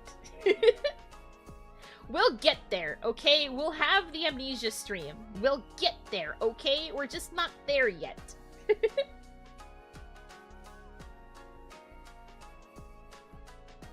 That's the sense of taking effect. Stop it! It's not! It's not! Please! I'm glad we be properly informed. As a long story short, people misunderstood what actually happened in that situation. It's not... I really don't know how to explain it right now. I don't have the time. But, like... the way that they portray it in Otome, right, is just that, like, the guy is doing this because he wants to take care of you and, like, kind of treat you like a pet, I guess. That's kind of, like, where it comes from. We'll bookmark that for another time. Yeah, apparently I'm gonna have to have a big old talk about this. But no, I get what you're saying, based on the common misconception of what Stockholm Syndrome is, but it's not inherently Stockholm Syndrome. At least not in this instance. It's more just, like, romanticizing the idea of having all of your needs met and not having to go anywhere. And being constantly desired by a guy. I guess that's kind of why that's why the trope exists. Where are the boys? I'm not showcasing them on this stream. We are just talking about stuff. This is just a history type stream. But we will have more in-depth talks about specific boys in other streams of this type in the future, probably. Probably. Give boy now? Why do you want boy so bad? Waited on hand and foot, but in a not so nice way. Waited on hand and foot and treated like a pet, but like in an affectionate way. I don't know how else to word it. It's almost like... I'm thinking of all the examples in my head, but it's just like... a guy who wants to keep you safe, keep you protected, keep you cared for, but also in, like, that kind of borderline toxic way of, like, but you can't go see anyone else. You can't go outside. Why would you need to? I'm the only one you need, right? Something like that. It's more in the sense of, like, he's going to take care of you, but there's that underlying darkness to it. Like, there's that, like... he's going to do anything to keep you in that position. Possessive? Yes. Extremely, extremely possessive. To the point where you are objectified as, like, a pet. Very rarely, like, an object. I think the doll version of it is, like, less, desirable. Generally, for people. But yeah. I'm the one that can provide for you and you will never want for more. Why do you need someone else? Exactly. Maybe even manipulative. Extremely manipulative. A lot of the male yandere will, like, definitely use a lot of gaslighting. And a lot of, just, like, manipulative tactics to get the heroine to, like, believe in him and him exclusively. What about her need for vitamin D? He will let her sit outside on the balcony, but she will not be allowed to do anything else. That's it. Mandatory photosynthesis period. And then she'll be brought back indoors. Anyways. So that's the yandere. Then we usually have the Genki guy. This one's pretty straightforward. Just a guy who has a lot of energy. He's usually very, like, sweet, upbeat. Kind of the mood maker in the rest of the group. He's, very kind to the heroine. Has a lot of, like, happy vibes. I don't want to say gentle, because usually, like, the Genki characters will also be quite energetic. They'll often be, like, the sporty one, or they'll be the one who, like, cracks a lot of jokes. Has the best emotional breakdowns. Also true. I was going to say that usually the Genki character is hiding something, and then you find out there's, like, a hidden depth to him, while you go through his route. But, like, there are also a lot of Genki, character type love interests who are just, like, purely Genki. They will usually just have, like, the more bright route, I think.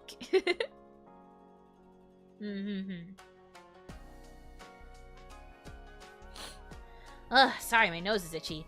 But yeah, he will be the... he will usually be the, like, the mood maker. He will try to lift the heroine's mood. He will always be trying to make her laugh. They'll have, like, a lot of fun together. Feel the Genki must always go on a deep sad route? Not always. They will try to keep them, like, relatively happy. There will be moments where they get more serious, but I don't think it's always necessarily, like, the gap between, like, super Genki beginning and then, like, really dark. That said, a lot of the Shota, or, like, younger or shorter-looking characters tend to be Genki until they are not. And I said that the Shota character is often where all the gap moe is, so maybe you're right. But, like, there are other characters who are, like, the Genki archetype that do not necessarily become sad boys. The example I'm thinking of is Otoya from Uta no Prince-sama. He is the definition of the Genki archetype, and, like, while he can be serious, and he has moments where he gets a little bit sad, for the most part, his entire route is just meant to be, like, energetic and, like, loving and supportive and kind. It's a very warm route in comparison to some of the other routes that you might go through in Utapri. In comparison, you have Reiji, who is the exact definition of fake Genki, where he's, like, Genki to hide the fact that he is a very troubled man. And that he has, like, a very sad boy background and all of that stuff. He's Genki to cope. So there's, like, the two different kinds of Genki, you know? Within the same property. Those are kind of your examples.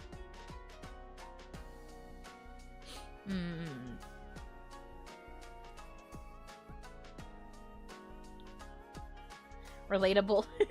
Don't say relatable. That's gonna make me concerned for you guys.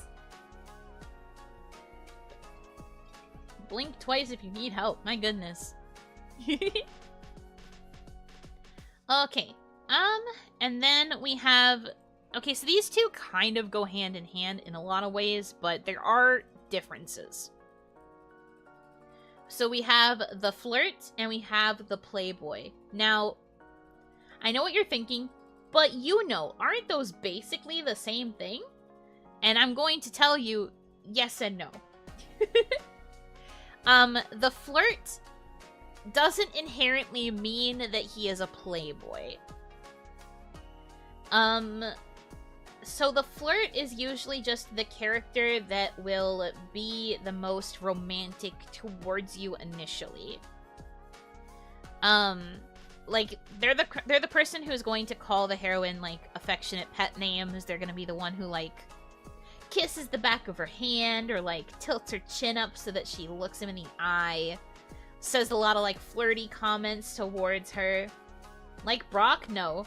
See, Brock is overbearing in that his romance style is very, like... I don't want to say Shakespearean, but in the sense that it's, like, theatrical. He's just, like, on his knee, immediately, like, wanting to, like, marry a woman that he sees at first sight. The thing about the flirt is that they are confident, and they are smug, and it's usually to tease the heroine. They are the one that is trying to tease the heroine the most, I think. It's usually, like, flirty as a joke. Sounds a lot like a Prince character. Yeah, Prince characters are often flirty. They will often be considered, like, a princely type because of the fact that they are so gentlemanly towards women. But the flirt will usually have, that kind of, like, reputation when it comes to interacting with the heroine. And, you know, we have heroines who either, like, straight up reject their advances or get tsundere, or who get flustered. It's whatever.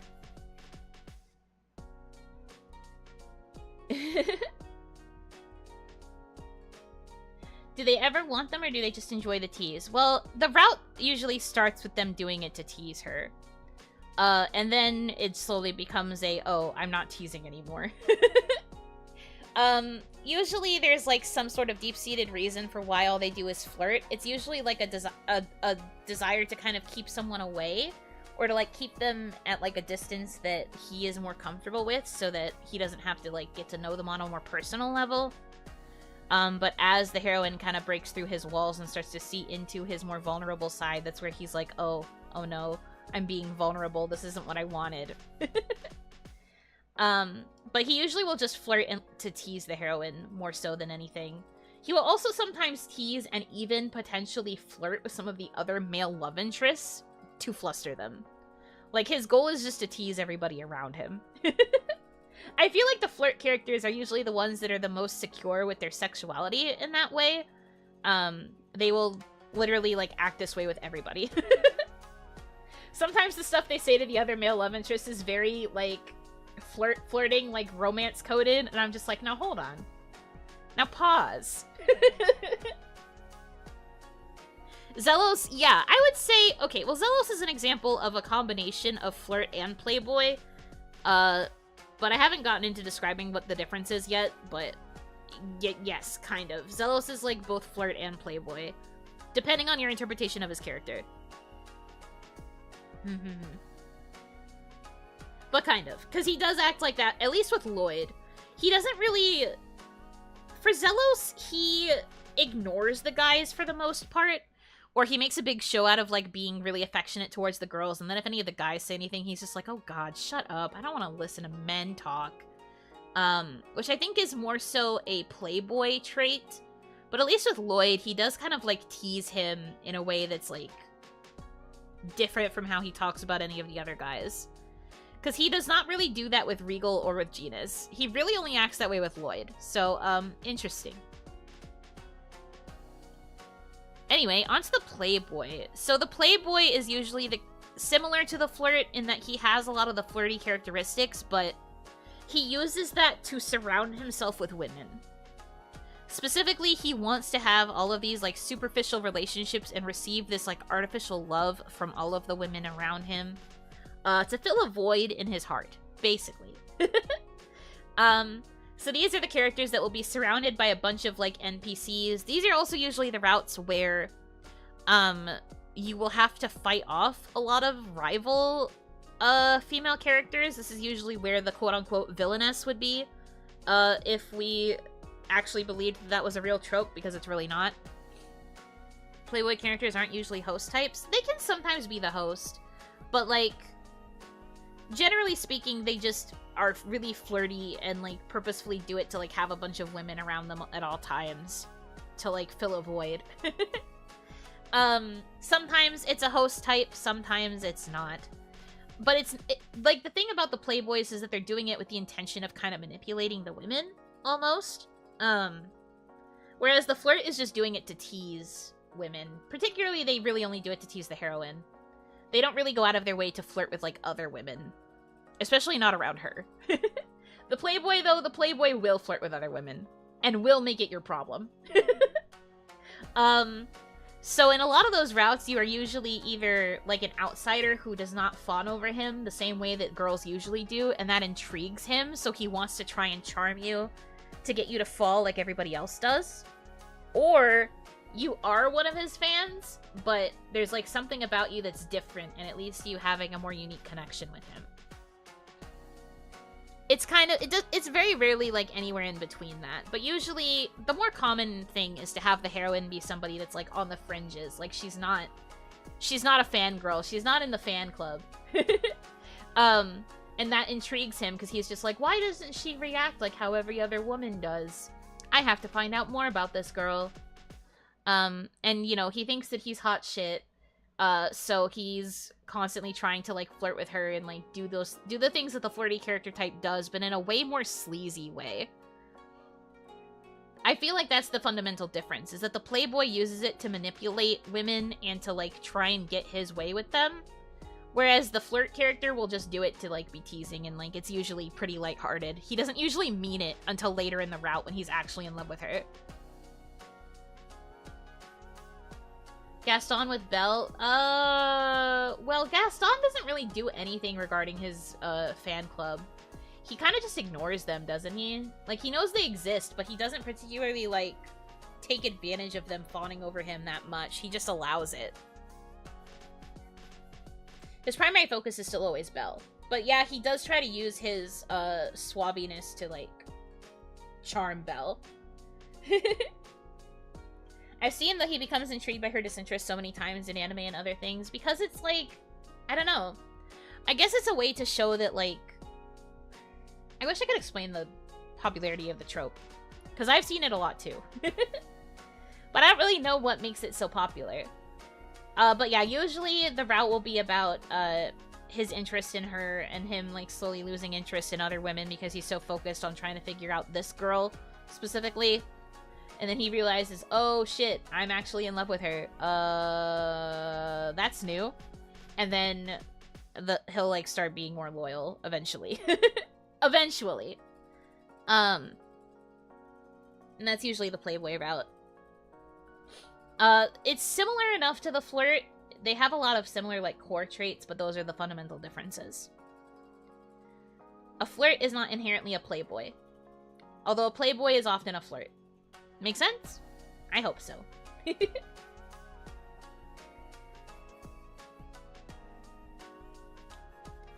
But yeah, those are some of the most common archetypes that are in Otome. There's obviously more that can be in other Otome, but those are the most common types, and a lot of them will often combine. Like, sometimes your childhood friend will be a tsundere. Sometimes the Megane character will be a yandere. Sometimes the playboy will be the mature older man, etc., etc., you know? Like, they'll kind of, like, combine. And then there will also be, like, other tropes that exist. But those are, like, the most key ones that I can think of. Usually an Otome game will have at least one or two of those key ones. If not more. If not all of them. I forgot to say, too, I think an Otome game has to have at least 2 male love interests to be considered a Otome. I think if there's only one, then it's just a visual novel. But I think you have to have at least 2 love interests with, like, branching paths for it to actually be an Otome. Otherwise, you're just going through, like, a shoujo-esque visual novel.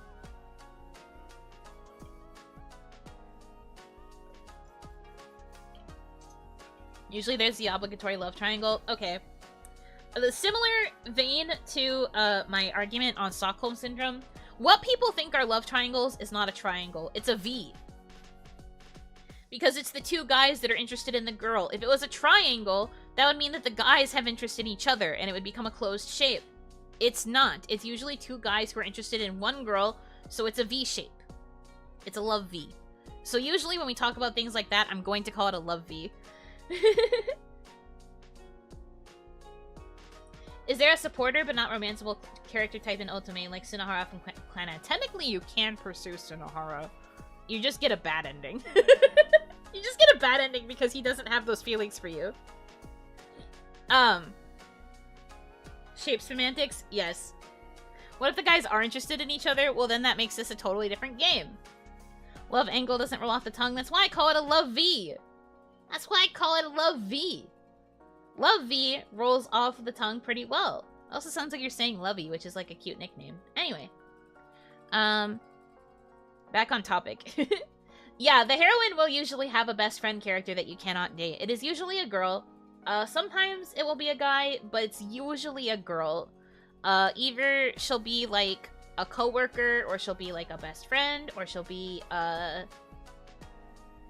something else in relation to the heroine, but she will be like the supportive friend during the route. It's usually like the one friend that the heroine has.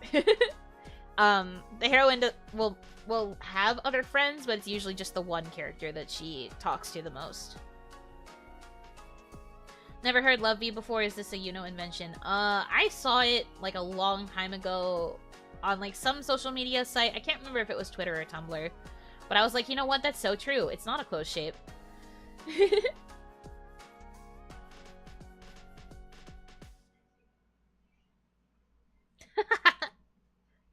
Good joke. I like that one.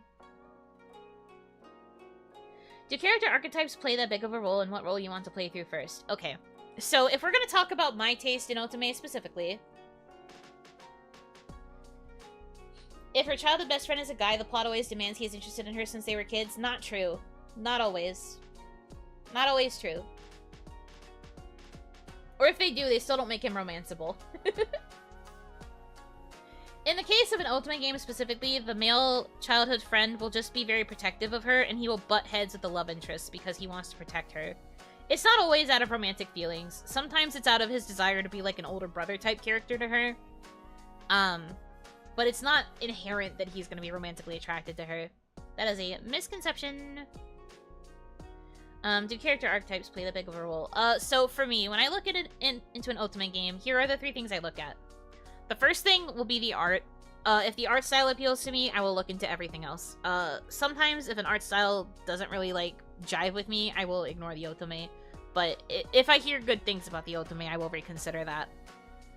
Second is voice actors. I will go through the character listing, and I will see all of the voice actors or seiyuu that are in the game. If I see seiyuu that I like, I will be more likely to play the game. The more seiyuu that I like in a game, the more likely I am to play the game. And then thirdly, it becomes a thing of character types. I will look very briefly into their character descriptions, and it'll be like, oh, okay, so this character is the flirt, or this character is the Genki guy, or this character is the mature guy. Like, I'll pay attention to that stuff, and I'll kind of, like, have preconceived assumptions based on how they look and their voice actors about which route I will like, but I think character trope, as much as it is something I notice, and I do feel like I have some tropes that I like, it doesn't inherently decide which route I play first. The way I play Otome games is I go in completely blind, even if I have characters that I like. I will go in completely blind, and I will just try to answer genuinely the whole way through. So then my love interest, my first route is usually up to God. And then whether or not I get the good ending or the bad ending is also up to God, because it's just me interacting with the guy, choosing my most honest answers.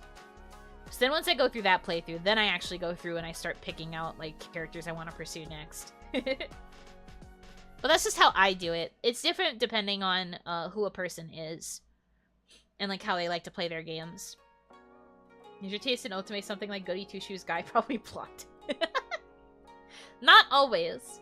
I do find that I like blonde characters a lot. I like characters with light-colored hair most of the time.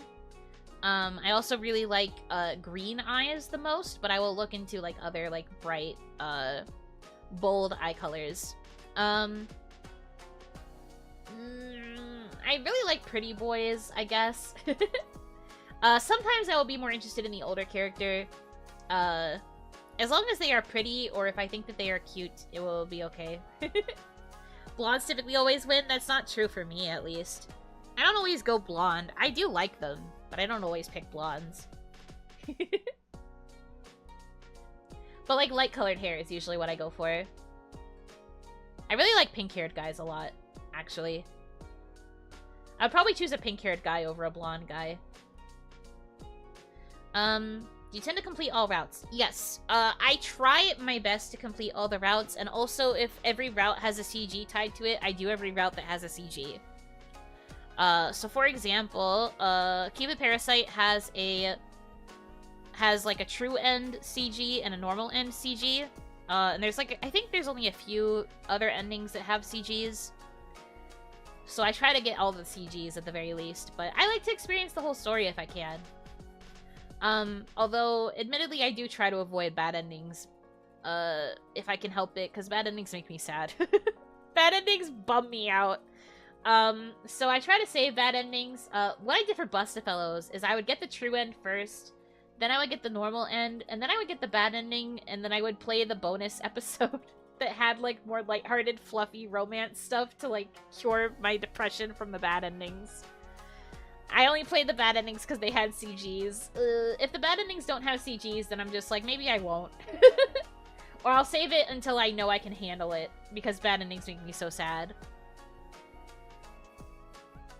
Checks her top husbandos list? Sure, you know. Not really. I do like light-haired characters, but, like, in case you didn't notice, like, Limbo has dark hair, and Limbo is probably, like, one of, if not, like, my top favorite love interest right now. And he has dark hair, so clearly I go against my type all the time. In my experience with the regular VNs, bad endings are usually badly written. Is it the same on Otomes? Define badly written. It depends on how you define badly written. I personally think that the bad endings are, depending on the game, they can be very believable, but they're also, like, very dramatic. I think compared to the tone of, like, the good or the true ending or the whatever other ending, I think that some games just have bad endings that are, like, very dramatic, or, like, they're just kind of super exaggerated in a way that sticks out.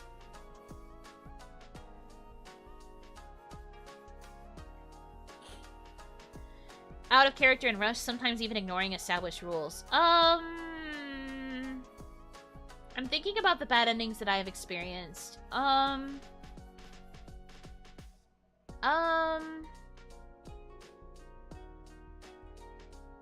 have not read Devil on the G-string. But I think, like...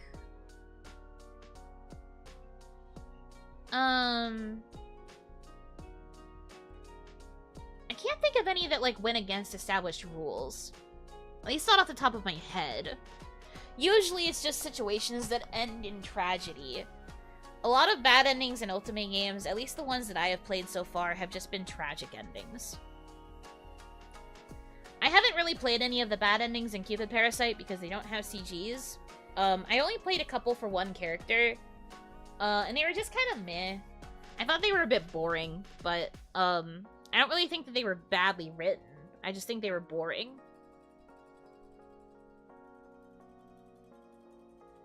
But there are other games where I played the bad endings and they made me really sad. I played the bad endings for, Amnesia and for, Busta Fellows, and one of Limbo's bad endings. Limbo is the only character in Busta Fellows that has two bad endings. Figures that's the one that's my bias, right?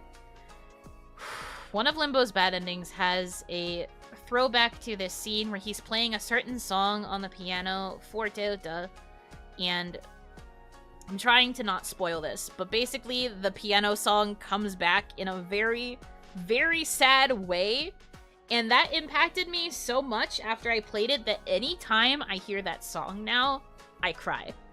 Like, genuinely, if I hear that song in any other media, if I just hear it randomly while I'm like living my life, I will have to stop what I am doing and cry. That bad ending just broke my heart. So that said, I think that they can be quite well written. At least for Limbo, it made a lot of sense for his character, even though it made me super depressed. But then there are also some where it's just very silly. A lot of the bad endings in Amnesia can be kind of silly. Well, I say silly, but it's also just, like, it's silly in that they are so extreme. But yeah. That's how I feel about the bad endings, at least. I think, in terms of Otome, writing ability, I think the issue is more so localization than it is actual story writing. Because Otome games are still kind of a, I don't want to say frowned upon genre, but I think people don't really care as much about Otome. So when they get localized, sometimes you will just get really, really lazy localizations that are, like, riddled with typos and, like, other sorts of, like, nonsense, and I don't like that aspect very much. I think that's the bigger issue that we have to deal with Otome. I think the Otome themselves are well written, but I think a lot of things get lost in translation because the localizers will just be like, give it a loose translation and go for it. That happened to me in Cupid Parasite. Yeah, I do agree that happens with visual novels in general, too. I think it's just because they're so long. They take a lot of time to translate and also to localize. But then I just feel like it gets lazier over time. I feel like there are some routes where, like, I'll play and I won't notice a single error, and that makes me think that the people working on it really liked that route, and then I will get to another route, and it's just, like, riddled with errors, and then there's, like, entire parts that just don't make sense, and I'm just like, yeah, they did not care about this part at all. They said goodbye. They said, I don't care. Bare minimum. Also, Dontavius Mac, thank you for becoming an Oni Light. Welcome, welcome.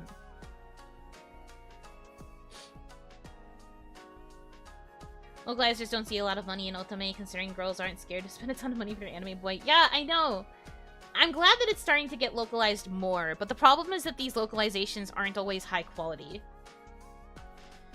That's the part of it I don't like. If they want to start marketing towards us by getting the IP for these games that we love and want to see localized, treat it with respect. I wanted to go into game localization, actually. That was something I considered doing for, like, a normie girl career. Never really got the opportunity to, but, like, I wanted to do it specifically because I wanted to one day reach a point where I could be put on one of those visual novel teams and be like, look, I'm going to do this. I don't care how long the video game is. I'm going to make sure that we do it right. Are all the popular Otome translated? Not all of them. Slowly and steadily, we are starting to see more localizations for Otome. But for a long time, Otome was, like, not really being localized at all. But there are some, like, older games that are starting to get localized suddenly. And then there's, like, other, like, Josei Muke series that are suddenly getting localized as well. Which is very interesting. But I think people are starting to realize the value of localizing Josei Muke games and, like, giving an opportunity for Western fans to play them.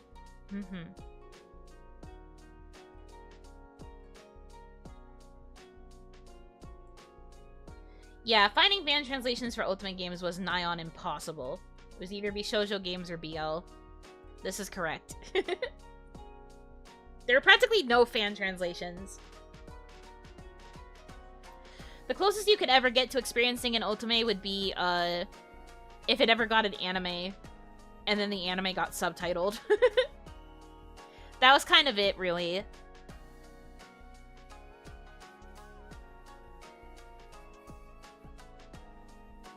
But it has slowly gotten better over time. I think more games have started to be localized. We're starting to see a bit more of a resurgence of Otome in, like, the Western sphere. I just hope that they will be able to treat the localizations with respect. Not as many errors, and not as many just, like, half-assed translations, please. That's all I ask. I feel like that's a simple enough request to have, and yet... and yet, somehow... it still seems impossible for some people. Ugh.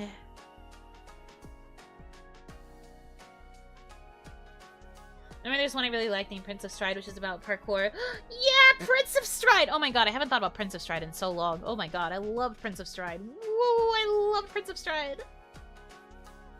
You might be asking too much? No.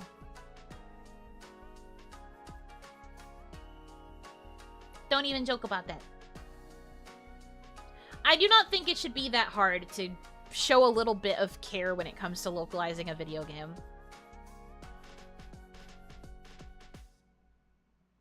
Any bad translations or localizations that have stuck in your brain? Yes. There was a localization from Amnesia. I have a screenshot of it because it literally drove me insane. Hold on, let me find it. Let me find it. I know I saved it. I know I saved it. I just don't know where I put it. Hold on. Hold on. I'm gonna find it. I'm gonna find it. Oh, it made me so mad. Where is it?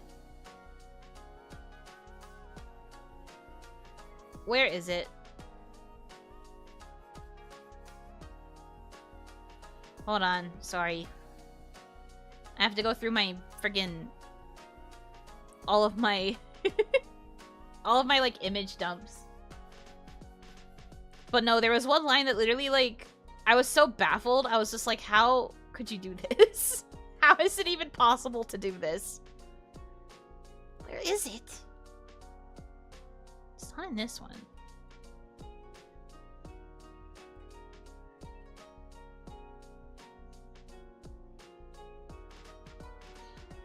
I know I had it in one of these. It's on here.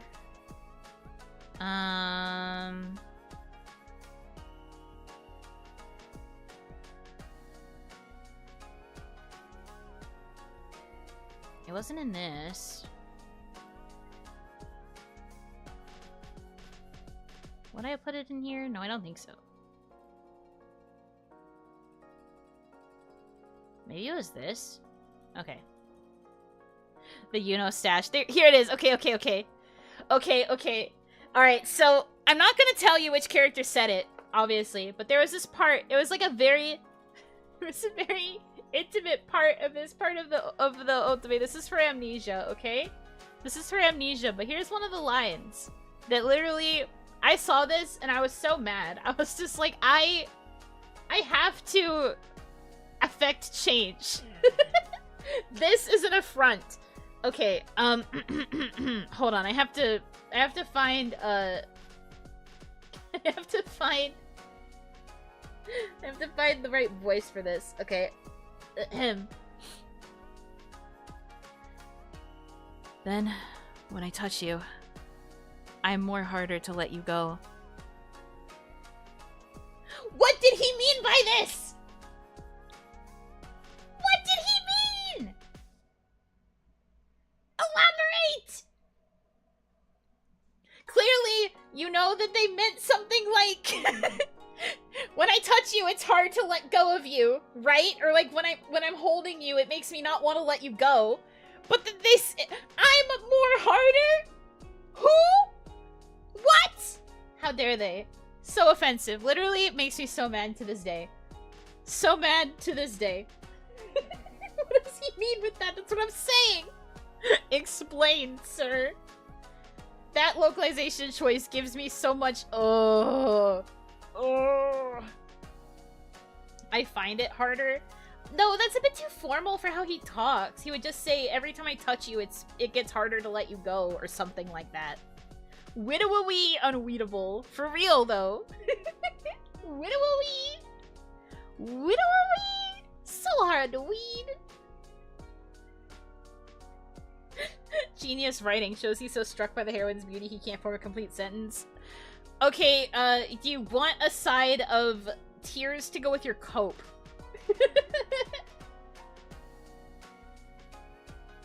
What if you read the Japanese line? It's even worse. I sincerely doubt it. I sincerely doubt it. I'm sure the original Japanese, it was like perfectly normal. Anyway, that line drove me insane. I was just like, I cannot believe this is in like an actual like published game. I cannot believe that they would get the grammar so incorrect. And like they had some incorrect grammar before this, right? But it had never gotten as bad as I'm more harder. I was just like, who? What are you even saying? Ugh. But no, I think that Ultimate games, whenever they get localized, and I know this is true for visual novels in general, but like Ultimate games in particular, I think, we get so disrespected because they're just not proofreading this shit. Just read it! It's not that hard to get a proofreader! Have somebody play through the game and be like, oh, a typo. Please. Stop coping. They didn't do it on purpose. They just don't know how to write, I guess. I don't know. But it made me so mad.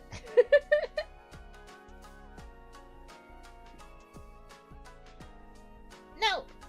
I refuse to think that anyone would ever do something that egregiously bad on purpose. Anyway, it makes me super angry. I really hope that they will start treating Otome with a little bit more respect. Play through the game, but it's an icky game for girls. Then have a girl play it. It's not that hard to find a girl beta tester. Damn. Anyways.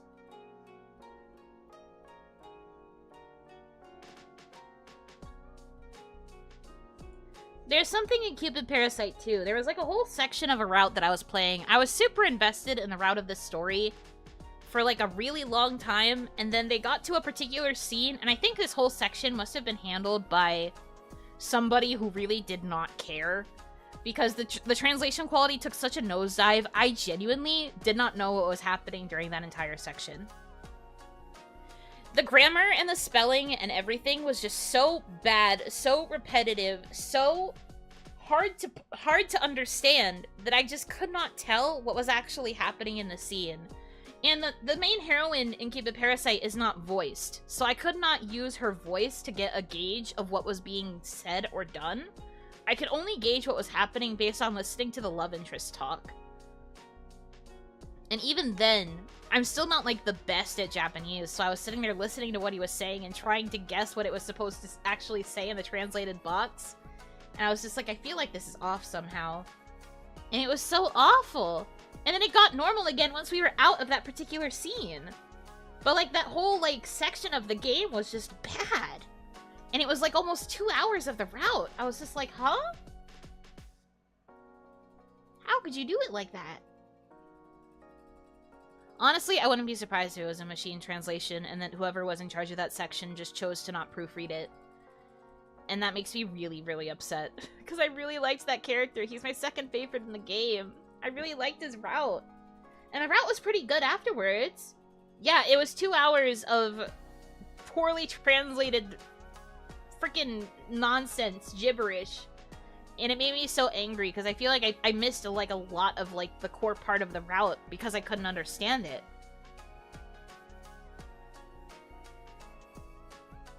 I did not like it at all. The typos were awful. All of it was just so bad. I saw some people doing that to untranslated visual novels and posting it on forums. Okay, but it shouldn't be done in a professional release. You should at least proofread it. I hate it. This is why I don't like AI. It makes me so mad. Anyways. What was I talking about before this? I don't know. Anyway, I feel like localization is a dying art and people need to appreciate it more.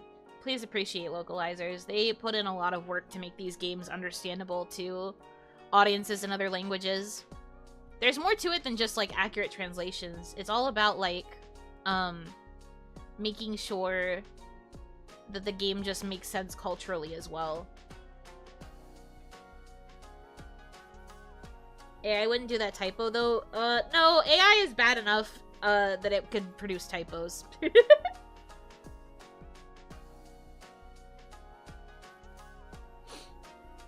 You have too much faith in an AI. An AI can and will typo.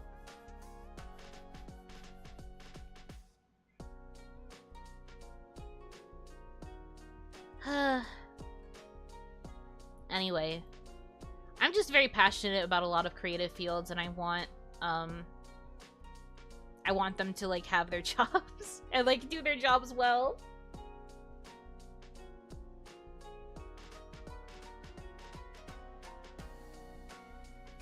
Like, 100% would create nonsense. I guess that's fair. Love your passion. Thanks, man. Anyway. I don't really have too much left to say about Otome in terms of, like, what I researched. Again, the other thing that's notable about Otome is that a lot of them have multimedia, so, many Otome games have, like, other ways to get into the content. You have things like drama CDs, which are just, like, audio dramas recorded by the seiyuu, where they're, like, giving you new, like, bonus scenarios and material to listen to regarding the story. Some Otome games will have released manga or anime alongside their game. It'll usually either be like a more watered down version of the main story or that kind of thing.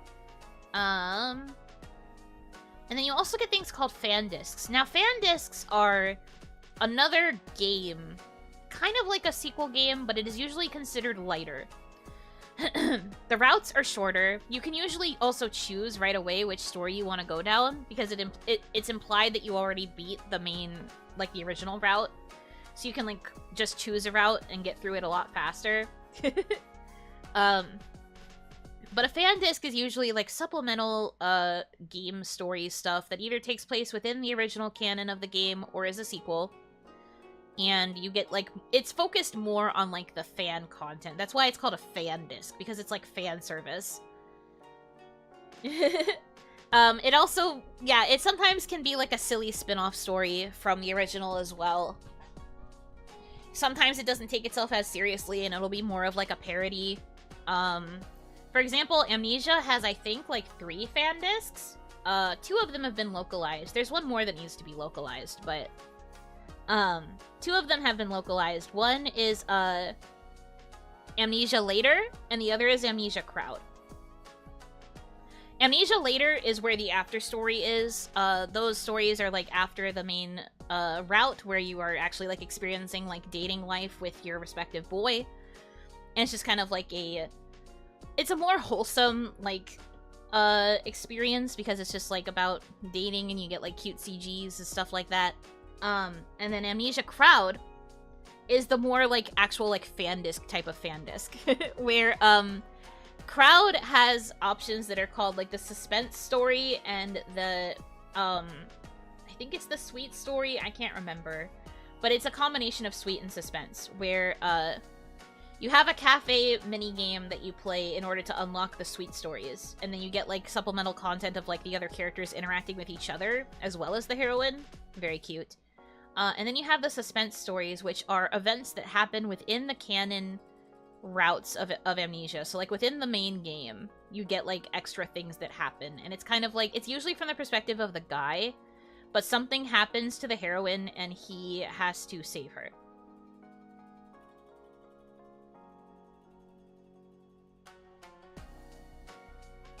I don't think they are inherently used for comedy. I just think they're used for, like, lighthearted situations or for, like, fan service content. It's not always comedy. Is fan service the same for Otome as the fan service we know? Yes, but with boys. I don't know how else to say it, but yes, but with boys. You will often see the guys get to dress up in, like, themed outfits. Like, sometimes they'll wear cat ears, sometimes they'll all dress up as butlers, sometimes they will all be, like, knights, or they'll get, like, fantasy costumes. They will cosplay, basically. And it's usually just, like, fan service in terms of, like, you know, more kisses, more, like, maybe, like, shirtless scenes because of, like, swimsuits or whatever. There's that as well. That's kind of, like, the fan service stuff that Otome usually get, I think.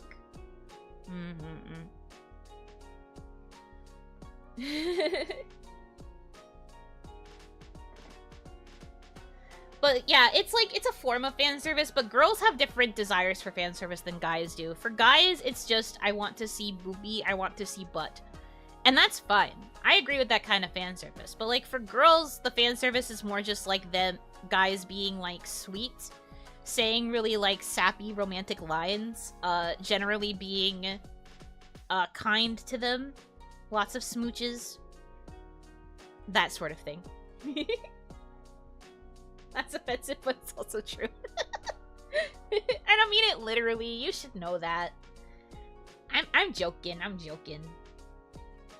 But yeah, that's kind of how the fan service works for the girls. It's still putting the guys in, like, kind of vulnerable situations, but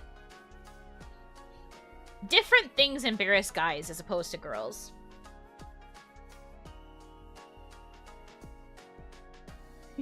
We want the smooches and boobies. So true.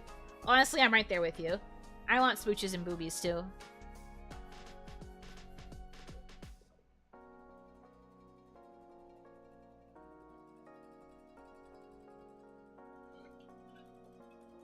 Do the male cast generally interact with each other in most games? Yes. A lot of the male love interests will be friends or otherwise acquainted with one another. And they will interact a lot, usually within the common route, and sometimes, depending on the story situation, they will still interact with each other a bunch within, like, the individual character routes as well. For example, Bustafellows, these guys are always hanging out together. Granted, it's because they all live in the same house, but, they are always interacting, and they are always bantering, and you always get to see lots of different dynamics between all of them. It's really, really fun. Sometimes against each other, not always, but yes, that is also sometimes true. Sometimes love interests will even be like, childhood friends with each other. Sometimes they will be, like, sworn rivals with each other. Sometimes they will work in the same field. Yada yada yada. Like, they will know each other. And they will interact. That's why there are a lot of people who like Ultimate games but also ship the love interests together versus shipping them with the heroine.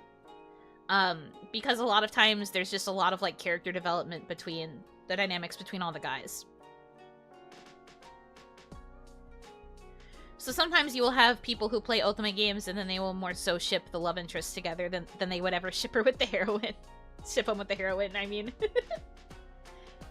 I'm guilty of this too. I'm guilty of this also. Sometimes, though, it's just the way that they interact, you know? Sometimes they just give me the right amount of fan service. Sounds like BL with extra steps, except it's not canon. Like, the dynamics themselves are fun, but that's also a kind of fan service for girls.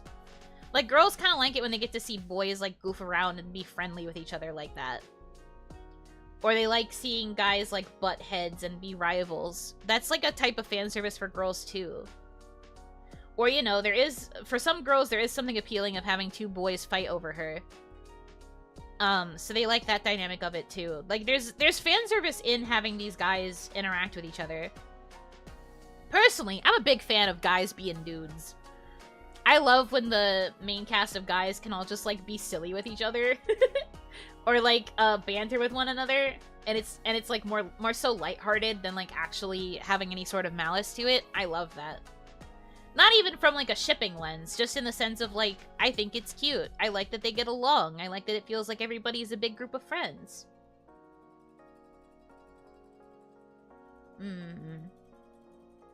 So yeah, they do interact. Sometimes there are routes where they really don't interact anymore. Like, once you're on the romance route, sometimes the guys will kind of disappear or not be around as much unless it's relevant for plot. But I feel like in most Otome games, you will still see the other guys relatively often, though. Bustavillas, I think, is the biggest example of this. But in, like, Amnesia and Cupid Parasite, the other guys usually kind of disappear in favor of you getting to spend time with your chosen guy. Which makes sense. Makes sense that you want to have one-on-one time with the guy that you chose, but I like it when there's, like, a mix. Like, when there's just more of everybody together. But that's just me. Yeah, just bros hanging out. Just guys being dudes.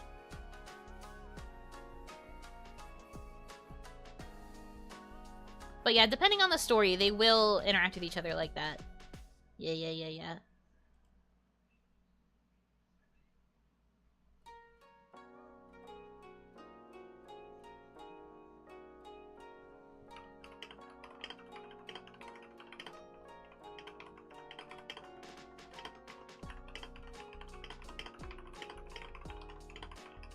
Sorry, answering a message. You know, typing go bleh. Having a balance is great. Not being 100% only with your route, but with others is a nice way to shake things up. I agree. I also think it shows that it's possible to have relationships outside of your romantic relationship. Like, look, these characters have friends. They have a social life outside of their, romance. It's great. Kind of wild how back in the 2000s, Harem VN were the rage, but Ultimate games slowly and silently began dominating the market. They're not dominating anything. What are you talking about? Harem visual novels are still the most popular. Ultimate games are starting to become more popular, at least in the West, because more of them are getting localized, but Ultimate games are not more popular than other visual novels. What are you talking about? What bizarro world do you live in? Can I move there? Are there any vacancies? That is definitely not true. I think the only shift I have really seen in the visual novel world is that there are more romance visual novels that are kind of mixed. In that, like, there's more games where they kind of, like, open it up to, like, male or female protagonist, or having love interests that are a mix of guys and girls, no matter which type of character you play as. That's kind of what I see more often in terms of, like, games coming out, like new games.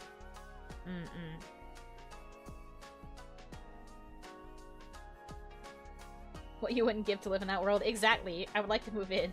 With mixed, you mean only girls, but you can choose gender? No, I'm talking, like, mix in terms of, like, both male and female protagonists, but also a mix of, like, male and female love interests.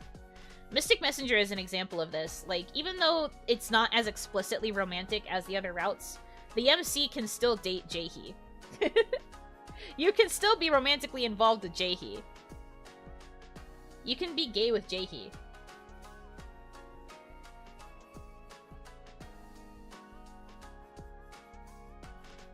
Pretty sure the most popular visual novels, at least in the West, are the ironic ones. Yeah, the ones where they pretend to be a traditional cutesy visual novel, but then they secretly end up being a horror game. That is something that appeals to a lot of the Western sensibilities more so than, like, more traditional, like, straight-up visual novel. I think it's getting a little bit better, and there are some, like, Western Otome games that are starting to, like, release and things like that, but, yeah. But no, I've noticed that there's been, like, a sudden rise in, like, games where you can choose to date either guys or girls. And then your protagonist can either be a guy or a girl, or it could even be neutral, which is really interesting. I've noticed there's been, like, an advent of those kinds of games. Which I think is neat.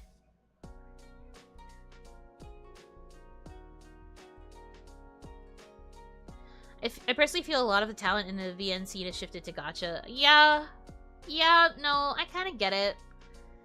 Like, gacha's where the money is, unfortunately. I do think that a lot of the talents have kind of shifted over there. Like, I know a lot of Otome artists have started, drawing for Josei Muke gacha games. And then, like, vice versa. Sometimes you actually get people who are known for drawing for Josei Muke gacha, and then they actually draw for an Otome. And things like that. But, yeah. We crave that gamba. We crave the gamba.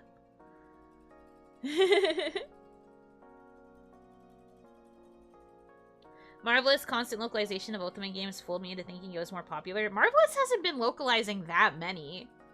The ones that I've seen localizing more is, like, Axis, and then, like, Otomate, obviously, but that's because that's what Otomate is known for. And then I've noticed that P-Cube International has started picking up a lot of Josei Muke. Not inherently Otome, but they've been picking up a lot of Josei Muke, which is fascinating.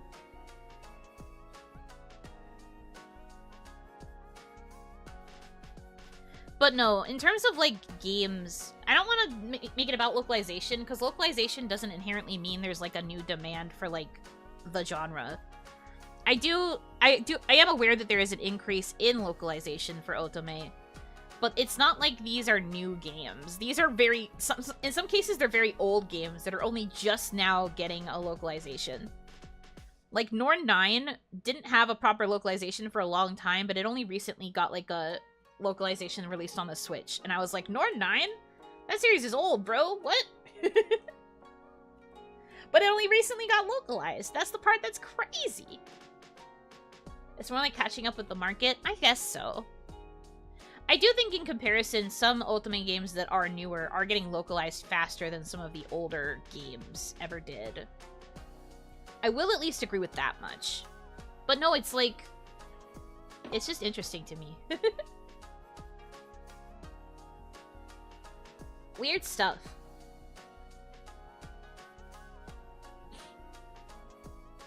We'll see if it keeps going. The problem, though, is that with the increase in it, it also just feels like the, what's it called? The quality is still dropping. I don't know, I already had my rant about localization quality being poopy, but, like... Okay, I'm gonna tell you guys a story about a particularly bad Otome localization, okay? So, there is a Otome game that is called, what is the game called again? It's related to, like, Alice in Wonderland. Hold on. I have to make sure I get this right. I have to Google this.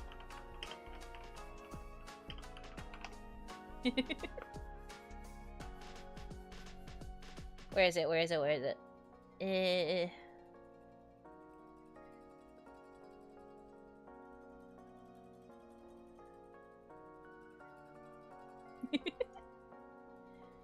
Yeah, okay, so it was called Taisho Alice, right? So there was this Ultimate game called Taisho Alice, and it initially had a localization, I think in, like, it looks like this video with the clip of it is from, like, 2017. But the game is getting a more proper localization soon. But yeah, so it had like it had like an older localization. Basically the premise is that there was the main heroine is called Alice, and there's also a boy version of her who is also named Alice.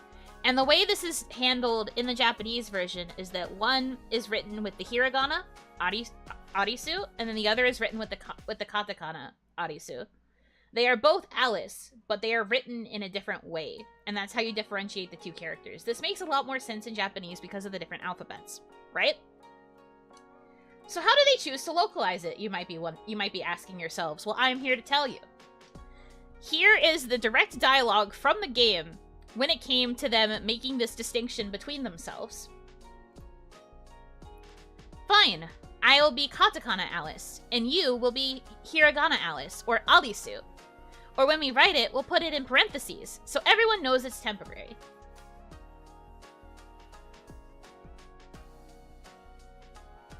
And then there was an alternative localization that says, in that case, I will be English-style Alice, and you can be Japanese-style Arisu.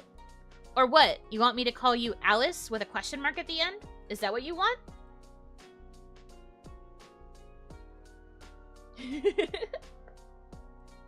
I believe the second one is from the newer translation, where they decided to make it Alice and Arisu, which does have the differentiation that is necessary, but also, holy frick.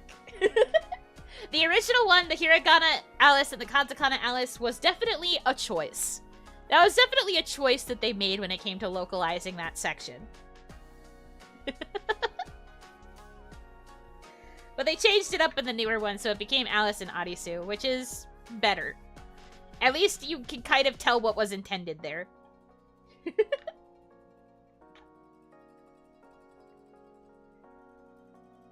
Yeah, it's so silly.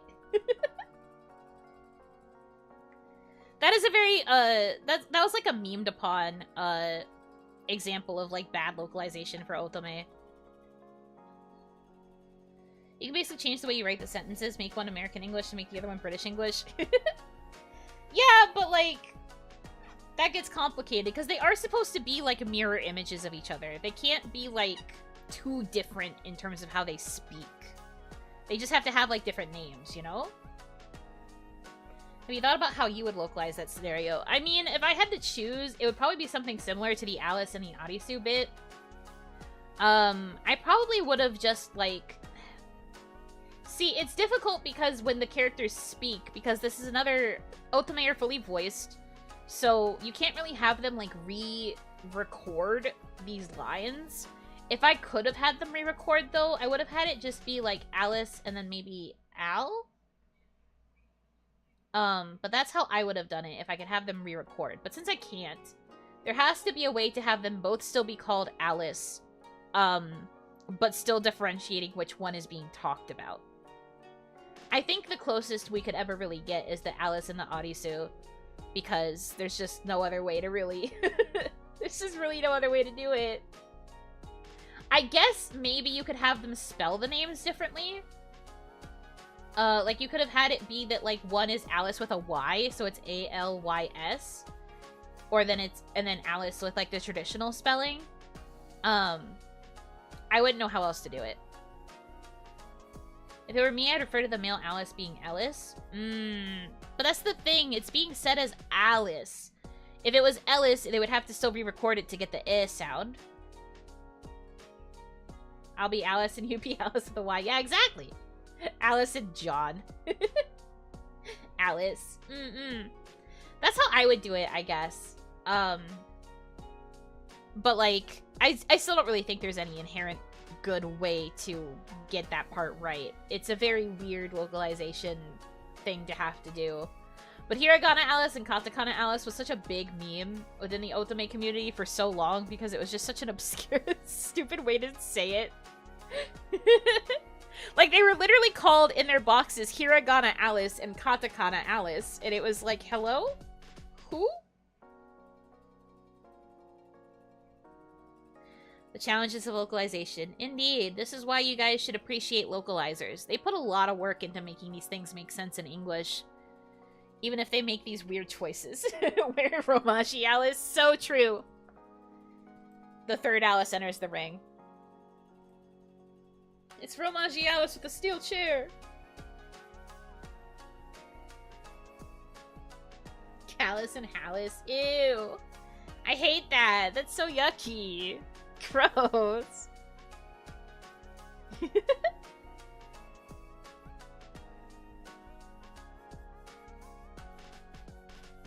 Jelly donuts, pensive. On the topic of Lewis Carroll inspired VN, do you know an otoge called Alice in the Country of Hearts? Yes, I am familiar. I read the manga for that one. I think I read the first couple volumes. I never played the Otome game, but I read the manga. I am familiar, though. Alice in Wonderland is a very common, concept for Otome games. And, like, shoujo in general, kind of. But, like, it's a pretty common, setting. As a translator for manga, I know damn well how difficult it can be, especially if your source decides to overcomplicate themselves with words when in JP is nothing. Yeah. I get you, I get you.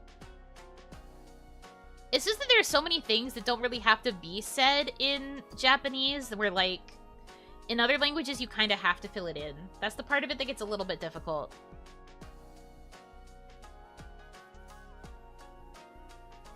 Japanese media loves Alice in Wonderland. True. I can think of so many, like, series that had, like, Alice in Wonderland themed episodes or, like, concepts to stuff. They really like it. Fushigi no Kuni no Alice. Alice in the Strange Country.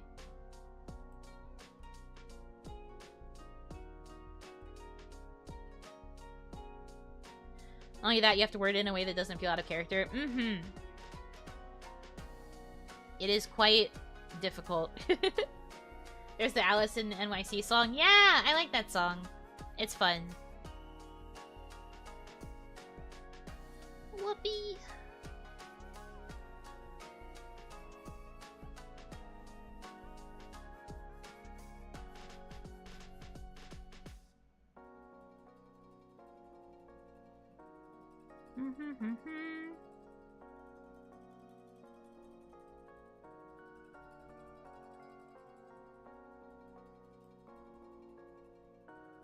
That's actually one of the first VTuber covers I ever heard. Ooh, that's a nice one to hear. Good taste. Ugh, I would like my nose to stop itching. Ugh. I think it's because I'm talking so much. I finally figured out why I'd get like this. Sometimes when I stream, my nose will itch like crazy, right? And I'll have to keep like itching and like rubbing it and sniffling, and I'm always like, why does this happen? And I realize it's always on streams where I am yapping at hyper speed. I think I am talking too much, and because I kind of have a bit of a nasally, like, nerdy voice, I think it actually irritates my nose to an extent to talk this much. You've been yapping hard. I've been yapping non-stop. All I do is go blah blah blah blah blah blah. All you inhale is tickling your nose. So true. It's okay, it could be worse. I'm just glad I can still breathe through my nose, even if it is itchy. I'll be okay. Man, I really did yap for 3 hours, huh? Whoopee! You've always said you wanted to get better at Zatsu, you'll get used to it. I mean, I think I'm pretty good at Zatsu. It's just a matter of having the time to, like, sit and ramble for as long as I do. But, like, I always wondered why my nose would itch. For a while, I was like, am I allergic to streaming? Because it only happens when I stream.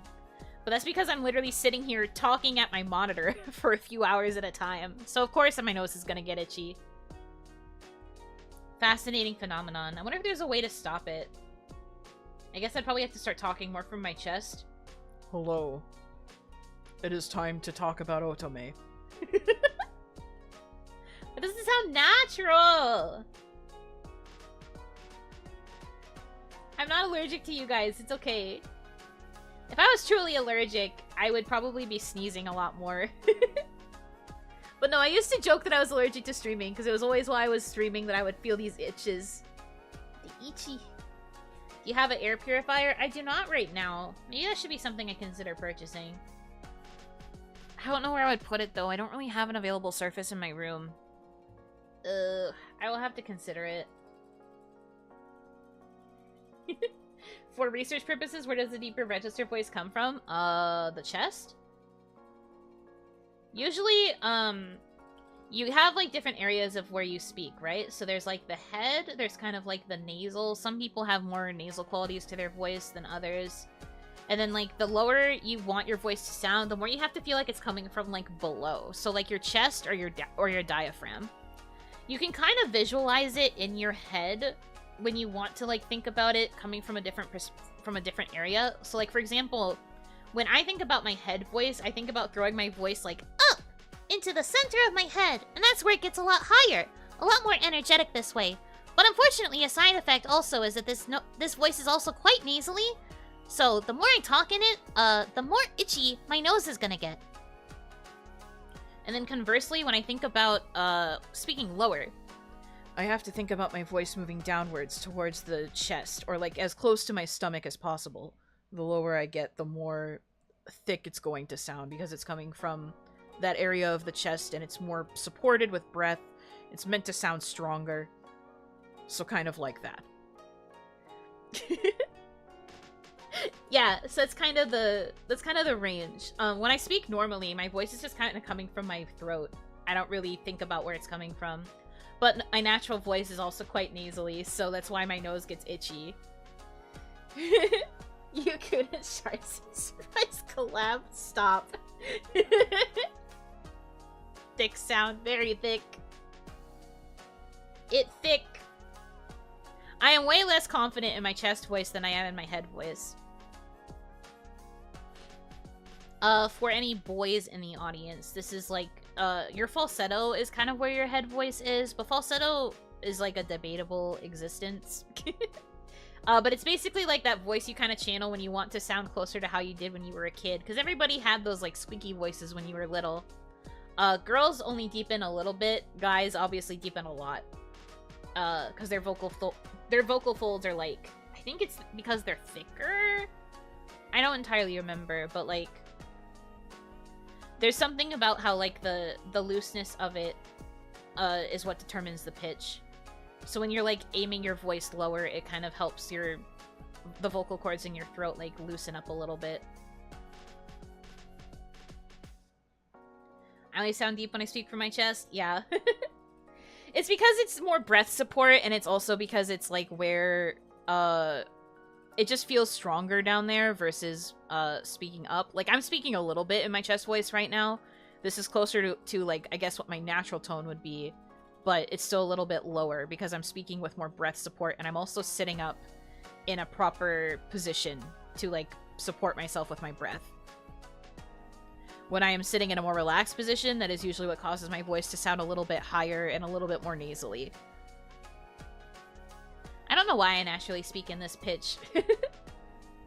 I don't really understand. Voices are just weird. Vocals with Boo, no. Something about how high, low in your throat the constriction happens. Yeah, exactly. You get it. You understand.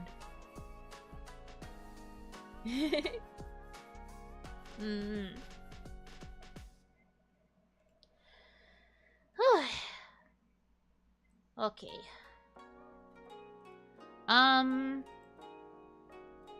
So like I said, my yapping is kind of done. I went through everything I researched.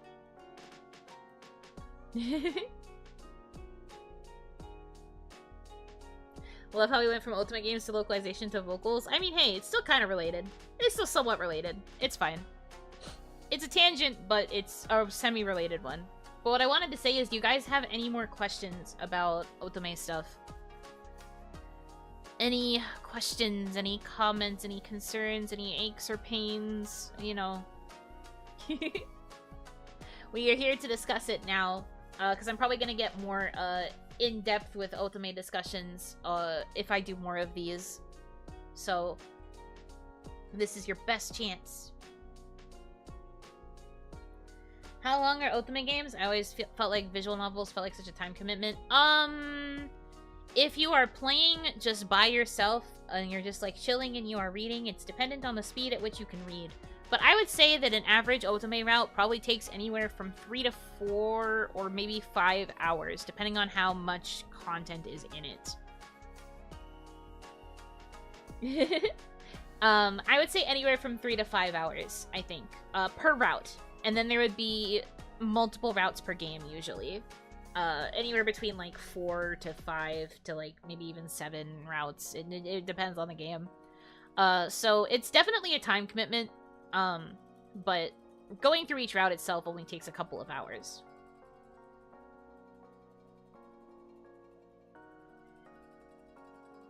Why are Otome girls so bland? You have probably only played Otome games where the girl is meant to be a self-insert. There are 2 different kinds of heroine. There is the self-insert heroine, who is purposefully made bland and has no backstory or discernible personality so that it is easier for the player to insert into her and pretend to be her. And then there is the non-self-insert, where the character has her own defined backstory and personality traits, and you just kind of direct her in whatever area you want her to go to in order to get through the story. So you've probably primarily played games that have the self-insert type of protagonist. These were more popular in older Otome games. They were much more passive characters. Things happen to them versus them like actively having any participation in their stories. So that's probably the kind of Otome games that you have experienced prior. More modern Otome games have started to have more solidified protagonists.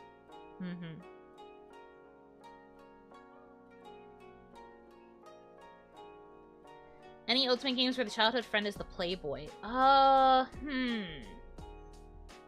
wouldn't be surprised if there were, but I can't think of any off the top of my head.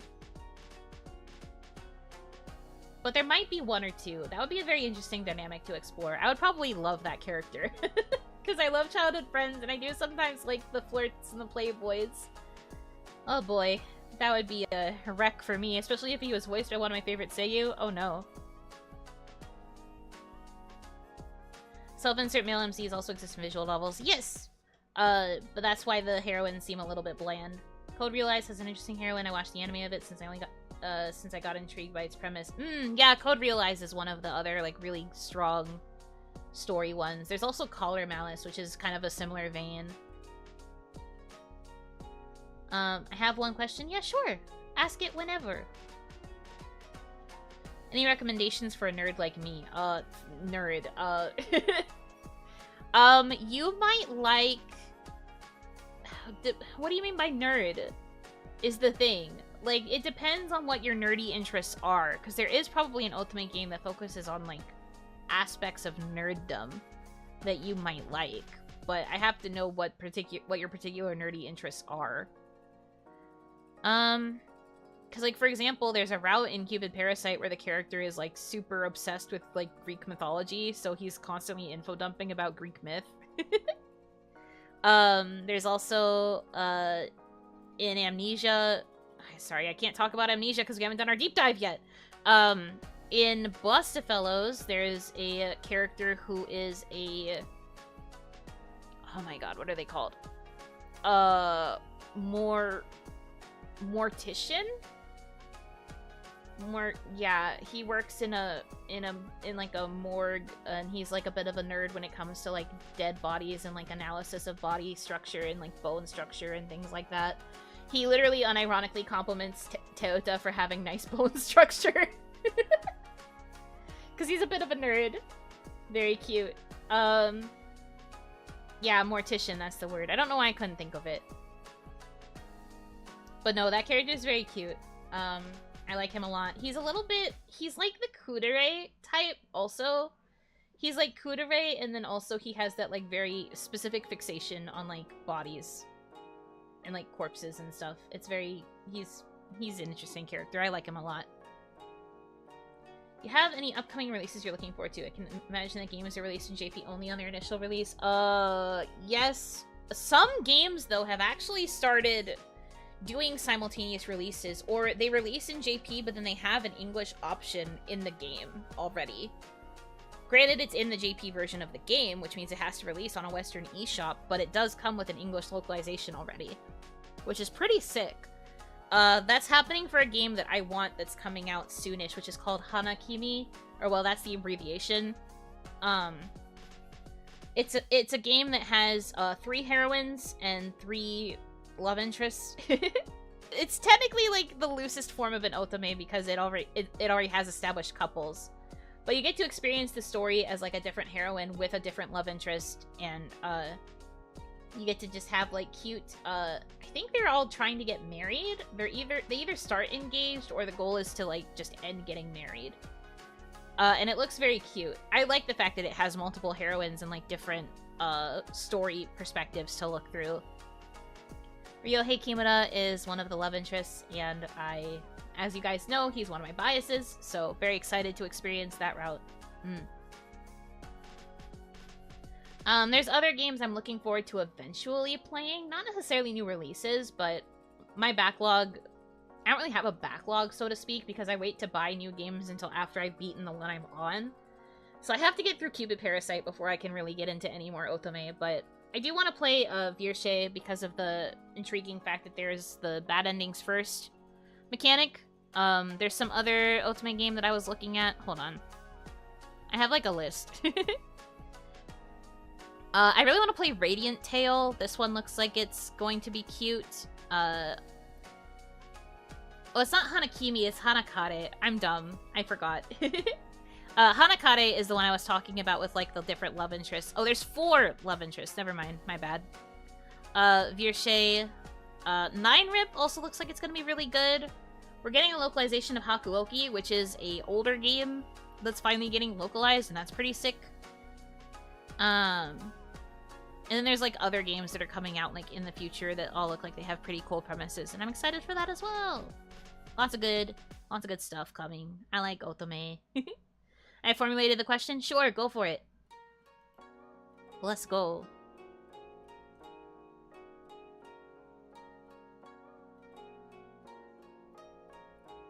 Whenever? Yeah. I never play otome games, but my female cousins do. They sometimes browse the subreddit called r/otome games. Yeah. The otome fan base is quite active. There are lots of people who are willing to talk about all kinds of otome games. Ultimately, you want to replay for stream. Literally all of them. If I had an excuse to play just otome games on stream, I would. I think for sure you guys would enjoy Bustafellows the most.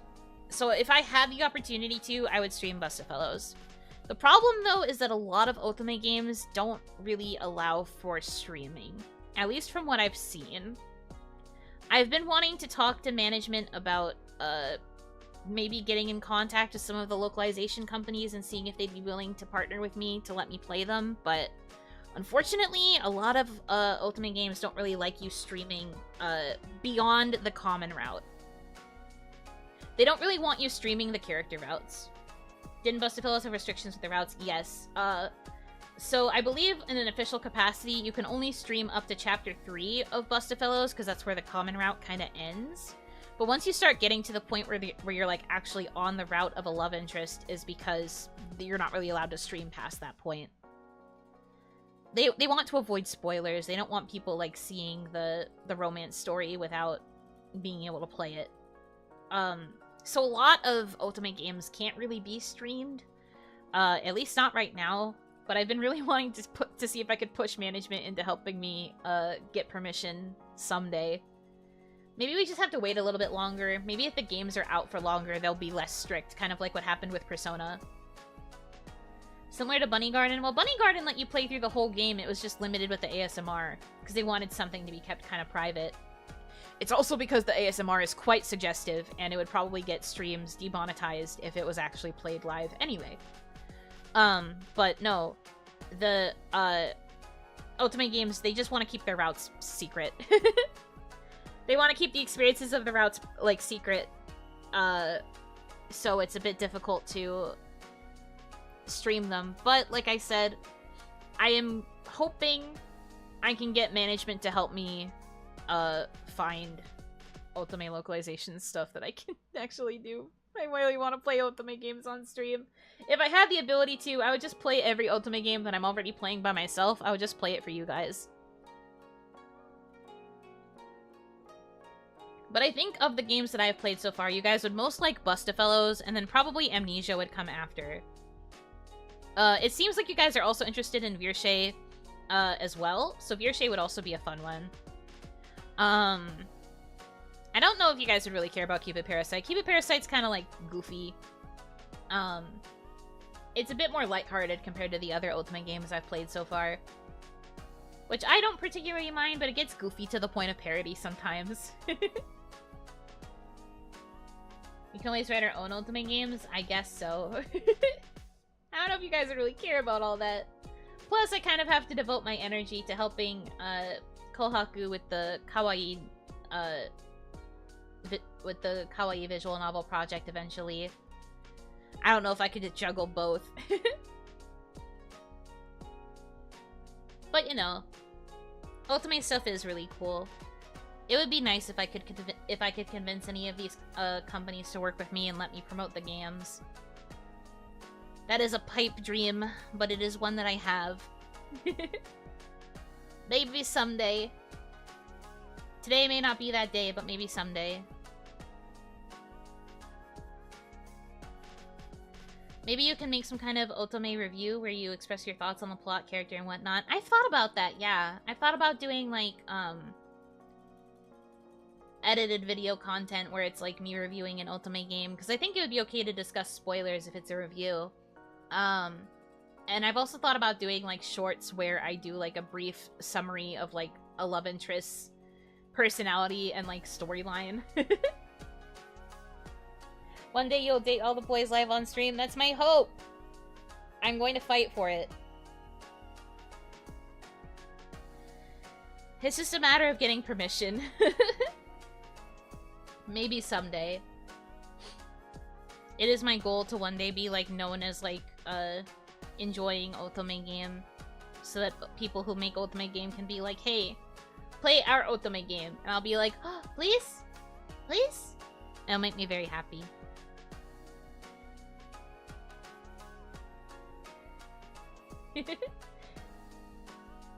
I can't tell you any details about the visual novel because we haven't actually ironed any of them out yet. The only thing that's been established is that Kohaku has asked both me and Mimi to help write it. Because, you know, we're writing about a lot of girls.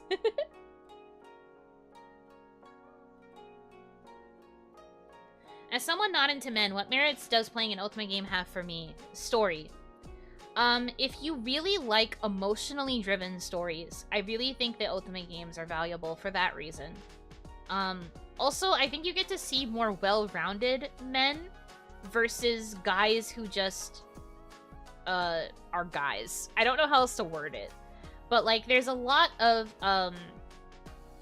well-rounded and, like, emotional vulnerability from the male cast members in an Ultimate game. And I think that, like, because it's so very, like, story-driven and there's, like, lots of things happening with each boy, you really get to kind of, like... If you like character-driven stories, I think that Ultimate games are good for that.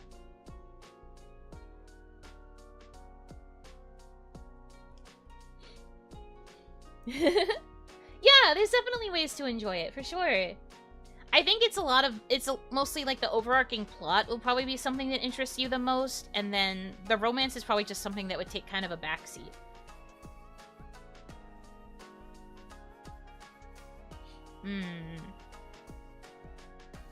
If you had to choose between being a Tails ambassador and getting that special Ultimate game permission, which would you pick? Okay, well... As hard as you might think that choice would be for me, I think I would choose the Otome games because technically Tails already has an ambassador in Kiara. I don't know if I necessarily want to step on Kiara's toes by becoming a Tails ambassador. I think I would choose Otome just because it's a unique thing that I don't think any other VTubers are really doing.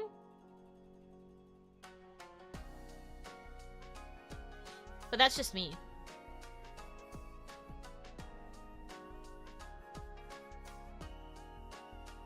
That's just my thought on the whole thing. Since there's already a Tails ambassador, I think I would choose the Otome because there isn't an Otome ambassador.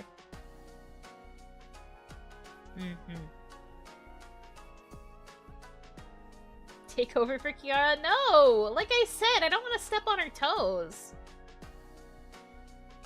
You're already a wholesome game ambassador? This is true. And some wholesome games do have dating elements to them. I'm like just a half step away. I just need the Otome games to recognize me. Because dating sims are not inherently Otome. But I want to be recognized specifically for Otome. Well, who knows? Maybe someday. Today is not that current day, but maybe someday. Like I said, it's kind of a long-term goal. It's something I have brought up with management before. Someday. Let's be Princess Peach ambassador. I don't know if I could do that either. There's probably somebody out there who likes Princess Peach more than I do. I do like Peach, but I don't know if I like her enough to be an ambassador.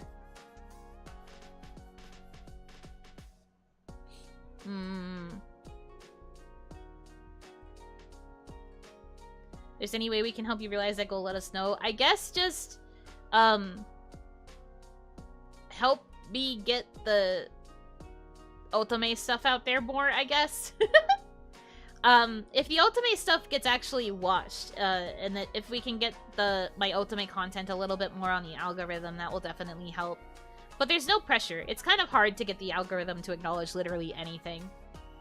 It'll just be like, Patooey! I don't care about that. Patooey! Yucky! About, like, most things. But, like, in particular, the goal is just to kind of prove that, like, me getting involved with and talking about this kind of content is, like, good. Do not Tuskaru my Patooey. Disgusting. But yeah, it's just kind of a matter of, like, getting my passion out there and, like, getting more... I hate to make it about numbers, but it is just kind of a matter of, like, getting more views on it and, like, showing that there's a demand. So that's something I kind of have to work on, too. That's why I'm thinking of ways that I can make Otome content without, like, playing the game. Because it's currently still not something I have permission for. So I've been trying to think of, like, okay, well, I could do reviews, or I could do, like, those shorts, or I could do, other, like, more gimmicky videos or streams involving Otome. Like, I'm trying to, like, find ways to get recognized for liking Otome. And then eventually we might get to a point where the companies recognize me, and I'll be like, whoa, this is so cool! Yahoo! That'd be really fun for me, I think.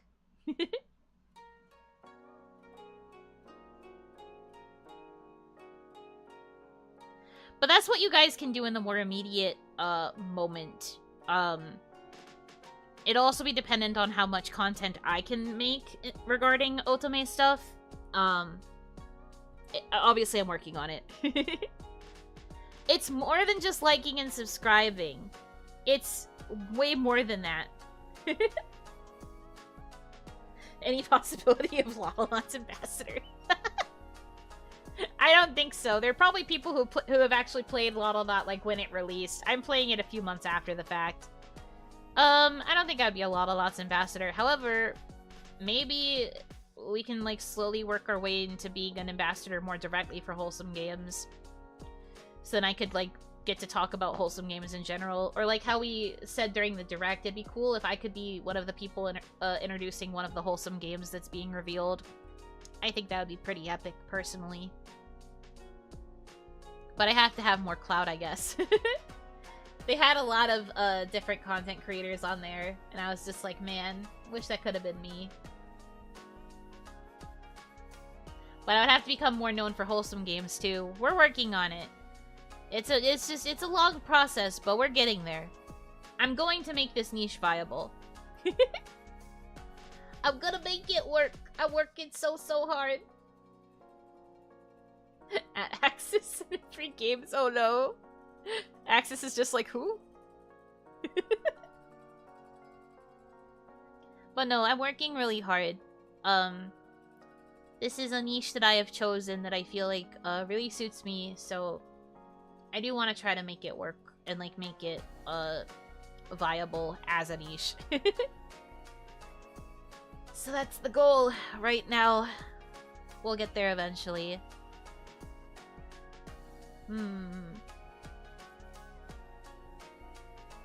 You can do it, you know. Thank you. How niche is Otome? Pretty dang niche. I mean, at least within the context of, like, my current audience. My audience is majority guys.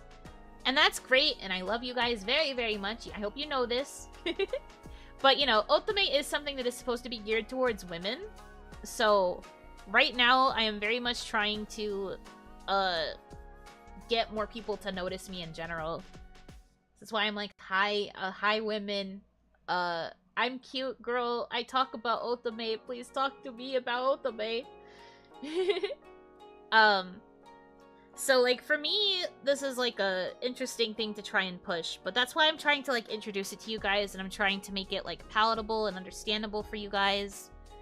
Because the hope is that this will become a really big part of my content. At least that's what I'm hoping for. So yeah.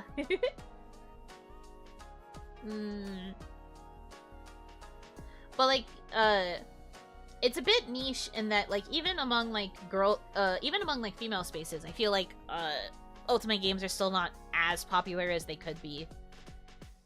But we'll get there. There is an audience. I know they're out there. I just have to find them. Or more so, I have to make content that will allow them to find me. I'm doing my best.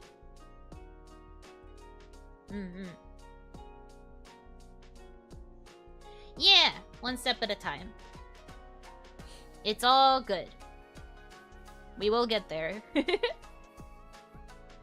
And it's what I want, so I'm gonna keep working towards it. I hope that is okay. I thought we were cute girls. You can be if you want. Is your choice.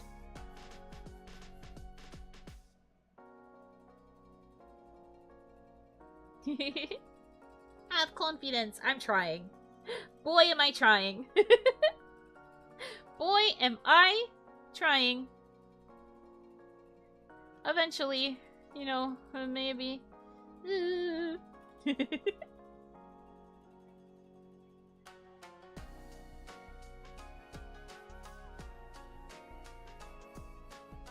But yeah, I will work on it. I have, like, some ideas. The thing is just, like, I don't want to... Wording this in the best way that I can. I don't want to, like, turn you guys away. I hope you guys know that I'm not trying to turn you guys away by talking about Otome stuff. I hope that's alright. Like, I do want to still, like, make content for my existing audience as well, but as I choose to expand further, there will be, like, other kinds of content too, I guess is what I'm trying to say. So that's why I'm trying to make it palatable to you guys as well.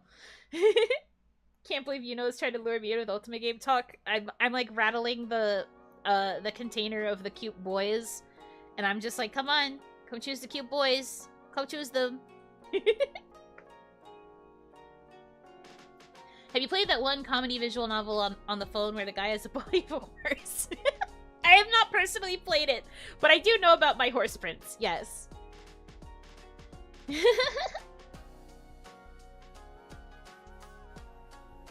I'll try to catch it live, but I do watch the VODs. Thank you for watching the VODs. That still means a lot to me, too.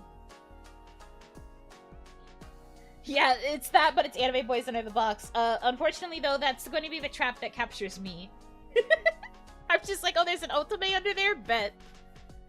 I am now trapped in the box.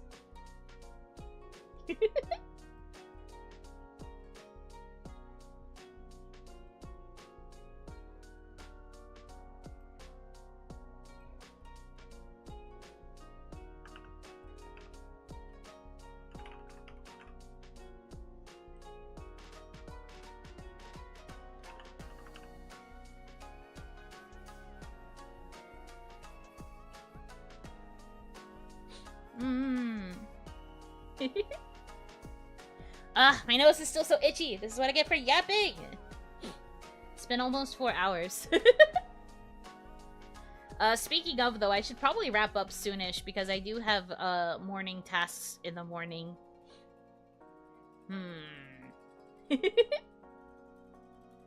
Do a clip with the best Otome swoon lines? Ooh, that could be fun.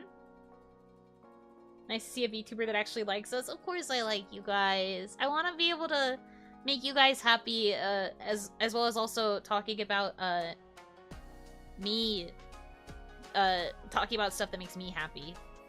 I will willingly do research on other stuff. Like, for example, I was even thinking about doing a YuNovels on Clanad after it was brought up earlier. So I'll be able to do stuff that you guys like. Could also do a clip with the worst, me reading the really badly localized line. So true, so true. As a guy, I started appreciating Bishonen and Ikemen designs when I watched a bunch of shoujo romance anime. Listen, shoujo anime boys are really pretty.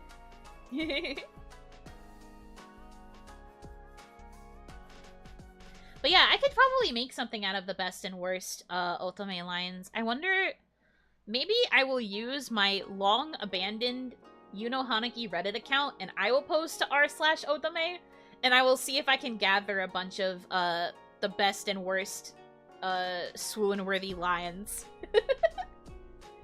Maybe I will do that and see if I can make a collection of it. Sounds like a scary plan. I'm just like, oh, not Reddit. I don't really want to, but that might be the only place to find people. Maybe, maybe, maybe. We will see.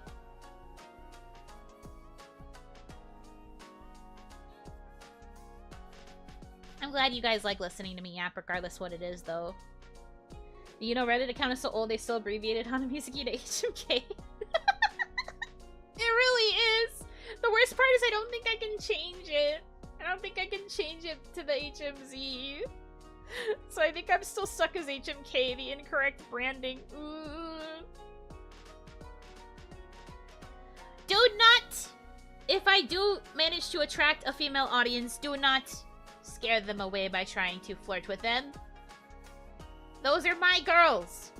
Those are my girl Damadachi. I'm going to hold them tenderly in my hands and I'm going to keep them away from you. On a top shelf.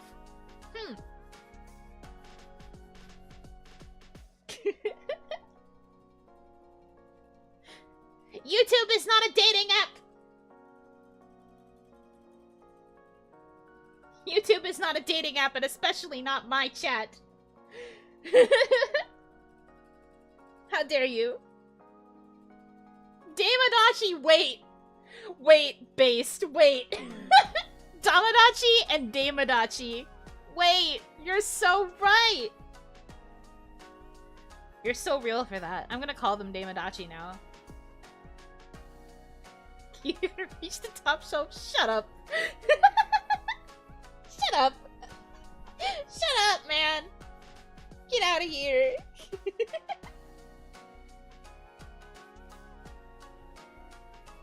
No, you cannot change your Reddit username other than nuking the account and making a new one. No, I'm stuck with HMK. That's so embarrassing. Cringe.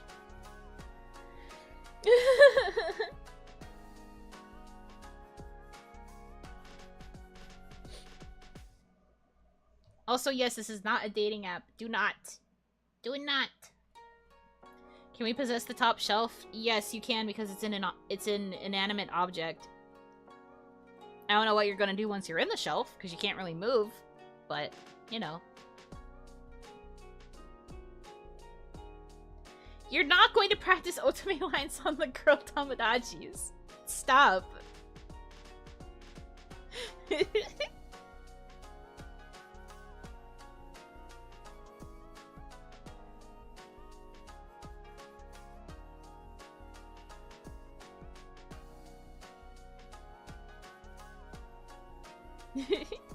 We'll possess it and make it go a bit higher every time you're about to reach it. That's so rigged.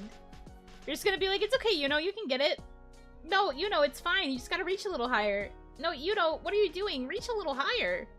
Yuno, this is so pathetic. It's like literally right within your reach. You just keep saying stuff like that as it keeps going higher up, and I'm just like, the shelf. The poor Damadachi, they don't know. They don't know what they're getting into. You guys have to promise me you'll at least try to be a little normal.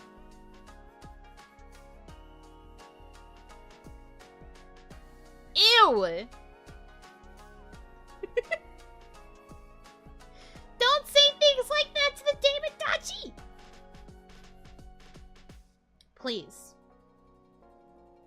What does that mean? It's just saying, I'm in love with you. I'm in love with you, kitten. Or, you know, Koneko-chan.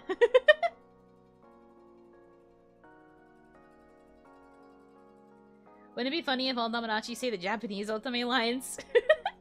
Yeah, they just start all speaking in Japanese and the girls in chat are like, what? Huh? What? What's happening? Not the Discord kitten. No! Not like this.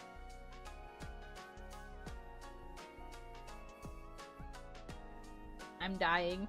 You guys are so silly.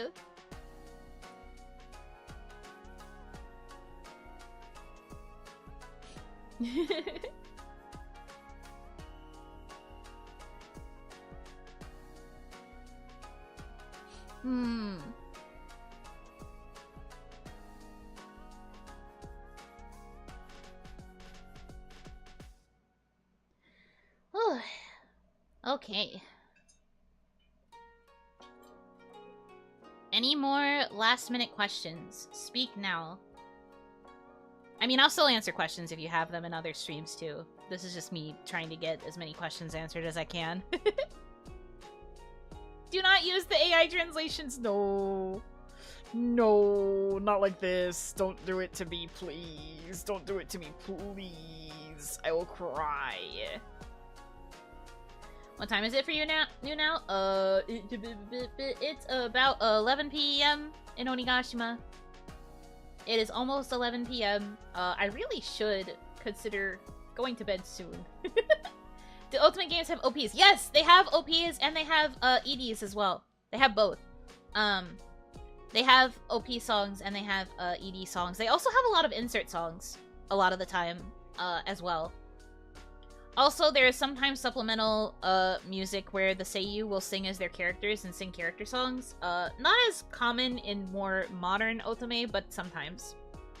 Or they will sometimes have like one of the seiyuu in the cast sing the opening or the ED, depending on the series as well. The opening for Cupid Parasite is a banger. It's so good. I like it a lot. I like the insert songs in Amnesia more than I like the OP and ED. Like, they're okay. Nothing beats Zoetrope though, and Zoetrope is the opening for the anime. I do like some of the EDs for Amnesia though. They have like really nice pretty ballads as like their ED sequences. And then Bustafellows is one of the ones where they had one of the seiyuu for one of the main characters sing the opening. I can't remember what the ending song is right now. But yes, they have both openings and endings. I was thinking about, when I was first thinking about ways to branch out into doing more otome stuff, I was thinking about doing more covers of otome songs.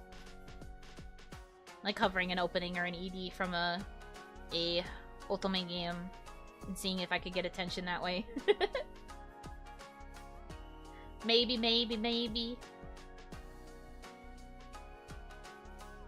The intro part of Zoetrope is beautiful. It really is. It's so good. It's just such a good song. I mean, it's also, that's Yanagi Nagi, right? I think Zoetrope is Yanagi Nagi, but Yanagi Nagi is like a really good singer. Yeah, it's Yanagi Nagi. Yanagi Nagi has a very pretty voice. Very vocally flexible. Sounds like it could be a good way to attract the Otome crowd. At the very least, it would get more eyes on me for singing, too. So maybe. I will consider. 2013? Why is the song so old? 2013? Who? That's crazy.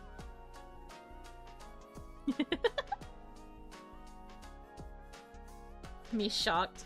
Passage of time. I knew Amnesia was an old Otome, but the song is even old, and the anime came out after the game, and crying. Don't mention the year. I'm sorry.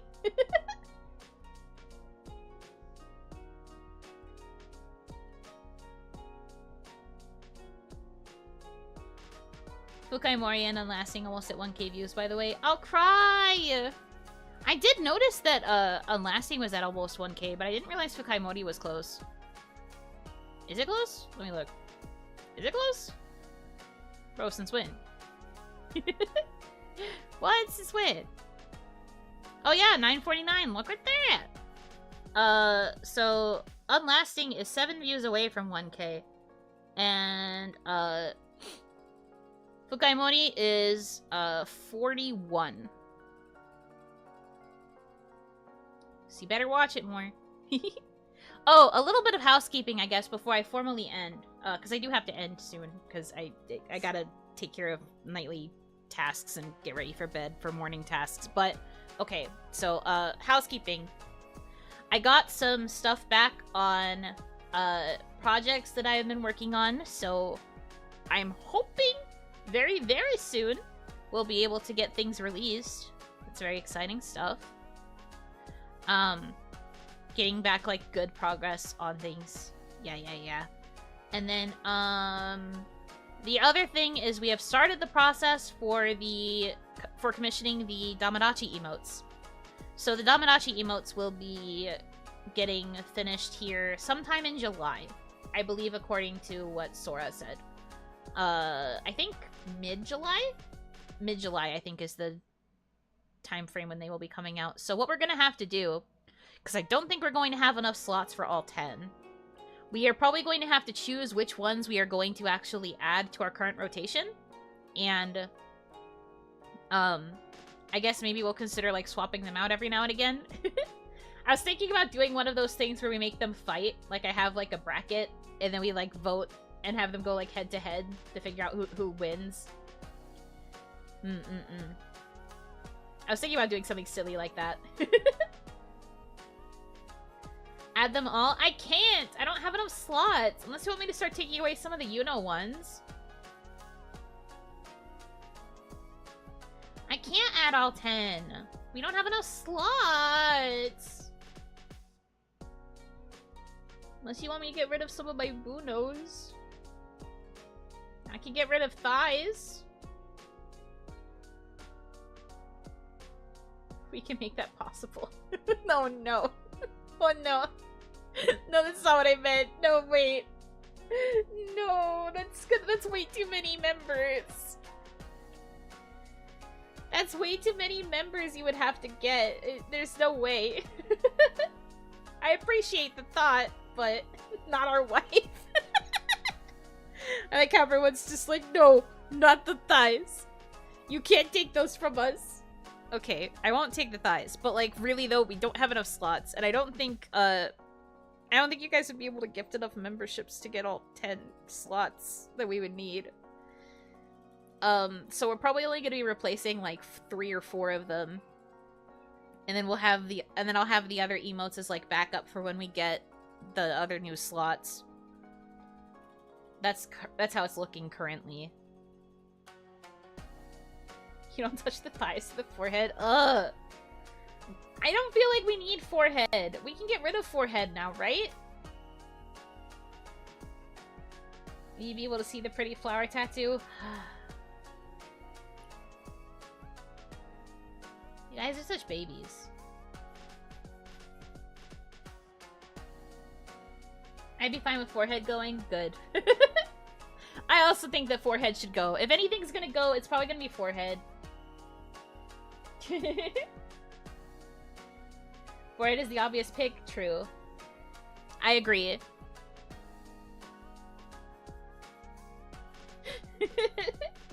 Yeah, that's true. If we get rid of the thighs, you guys can't do your thigh spam every time I show my thighs on screen. Thank you very much for showing us the thigh. I mean the flower tattoo. Yeah, it's the flower tattoo, right? Just the tattoo. Nothing else. The tattoo.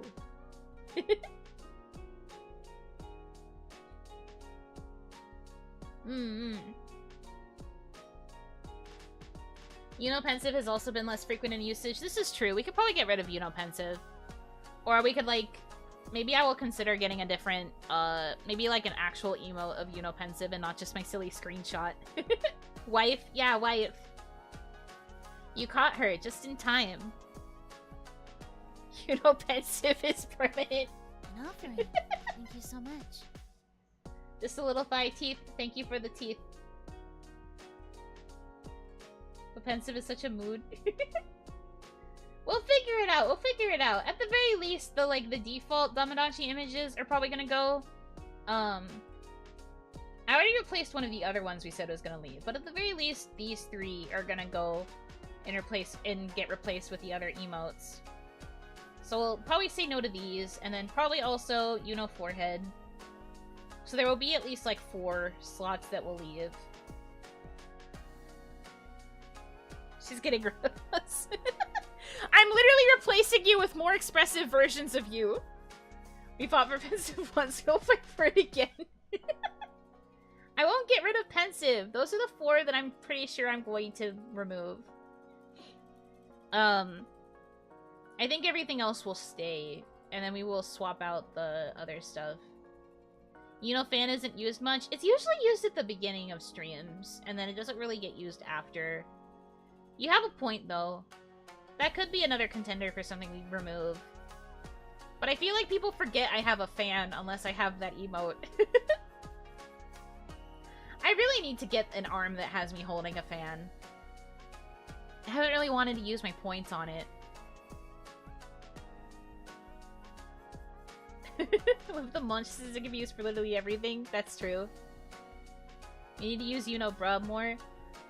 I mean, bruh usually comes out during the bruh donations.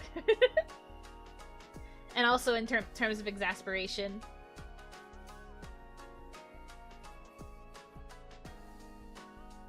Use points for outfit like everyone else. I know, exactly. I'm saving mine for outfit.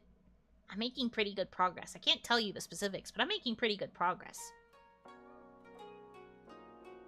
I have told management that I am aiming to try and get my points outfit earned by the end of the year if I can, so I'm working very hard.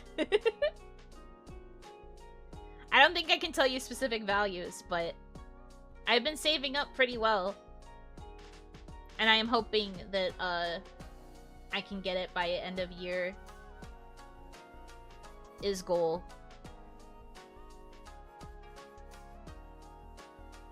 I feel like thumbs up and waves for high and bio would be great. Well, like I said, I talked about getting the Damadachi emotes. I can tell you the ones that we commissioned, I guess, if you're curious what we're actually going to be getting. But it's based off of the ideas that you guys submitted already.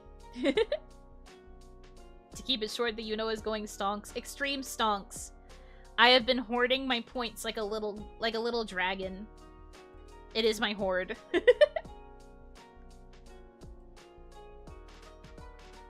Let me see. Where is the list? I can get you the list if you want it. It's a pretty long list. Whee!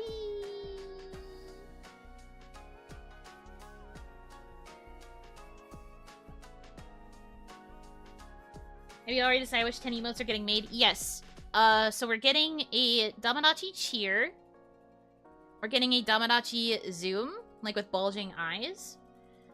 Brain cell activation. Damadachi with shades looking smug. Damadachi panic. Damadachi notes, like they're taking notes on a notepad. Damadachi being bonked by a hammer. Wrapped in a blanket looking cozy. A Damadachi waving. And a menacing looking Damadachi. And I specify the different colors of Damadachi for each thing. So it's going to have the different colors as well. Where's the Yuno bonk? You guys are getting bonked. I don't have to get bonked. Why would I get bonked? I'm the streamer. I'm the streamer. Why would I get bonked? I am not the one that needs bonking around here.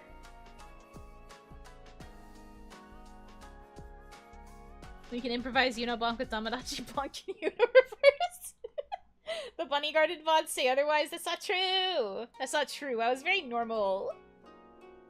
If Yuno gets bonked, she'll get even smaller. Stop! That's not true. I won't. I'm very big and strong and cool and big and strong. The streamer especially needs bonking? No! No, I don't. I'm fine. I have never needed to be bonked in my entire life.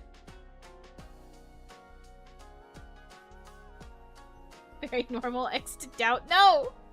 Why are you yelling that? It's not true. I'm very normal. I had the most normal, low-key playthrough of Bunny Garden anyone has ever had, ever. You're the last person to be able to call themselves normal here? No. No, that's not true. What are you talking about? Is it Damanachi or Damadachi? Damadachi. Damadachi. Yes. If we bonk Yuno, would the hammer be stuck on her horns? Yes.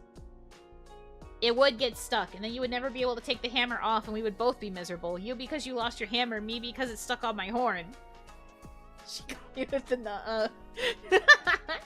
Yeah, exactly. Nuh-uh. No, no, no. Danmachi, no! So please. Get it right. Damadachi. Says Yoni just had a shorts made of her noises. Huh? What? They were normal noises, though. What are you talking about? But your horn is an ice cream cone? You know, that's true. If you smash the ice cream cone horn, it would just disappear. And it would also probably hurt real bad. You called? No, I'm just correcting people on how to pronounce it. Damadachi.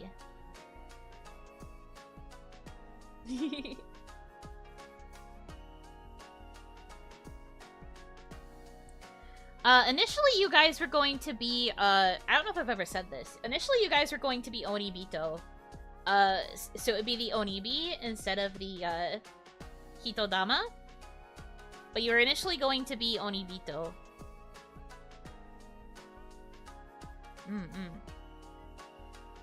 Which I guess would have translated to, like, people of the Oni. Onibito was the OG name. That was gonna be the name for members, back when I thought there was only gonna be one tier for members. Damadachi was, like, the general name, and then members were gonna be called the Onibito.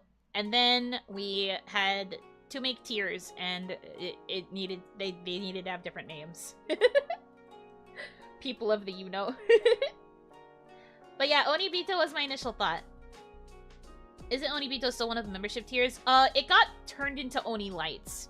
Initially, tier 1 was going to be Onibito, but management said that if I was going to have some of my tiers be in English, they all needed to be in English.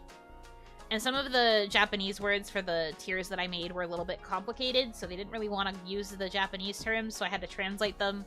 And that meant that Onibito also had to be translated. So it became Oni Light. So technically yes, but because some of the terms for the terms for tier 2 and tier 3 in particular that I had chosen were a little bit difficult, so I had to make everything English, and they didn't want me to have one tier that was Japanese while the other two were in English. People of the Yuno is such a good name for a tier. Well, it was actually because I was thinking of Onibito, which is like Oni and people. Onibi, because that's another term for the Hitodama. And it was also just like, I think, I don't remember who said this. Maybe it was Kaya? I don't remember, but someone said it also sounded like I was trying to say Koibito, but I just changed it to Oni instead. And I was like, that's a little too... a little too lovey-dovey for me, but it is kind of... I guess it's kind of possible. A little too lovey-dovey, I think. A little bit embarrassing. But yeah. There's a chance it was going to have been Onibito. If there's ever a Patreon, you could use people of the Yuno. Yeah, no, I'm not gonna read that one out loud. You can have that idea. You can keep that idea to yourself. I'd like to buy some of your merchandise. Well, I would be glad to tell you, most of my merchandise, I think, is still on Booth? I don't know if mine has been transferred to the Tokyo Otaku Mode page yet. I have to check. I think the only things that are on the Otaku Mode are the new stuff. I'm checking. Yeah, it's only the new stuff right now. So if you want any of my merch that might still be in stock, you're still gonna have to check the booth page. So let me pull up the booth page. There is a tag that you can use to find my merchandise if you really are interested in buying my merch. And you are not memeing. Hold on. Let me pull it up for you. I send link.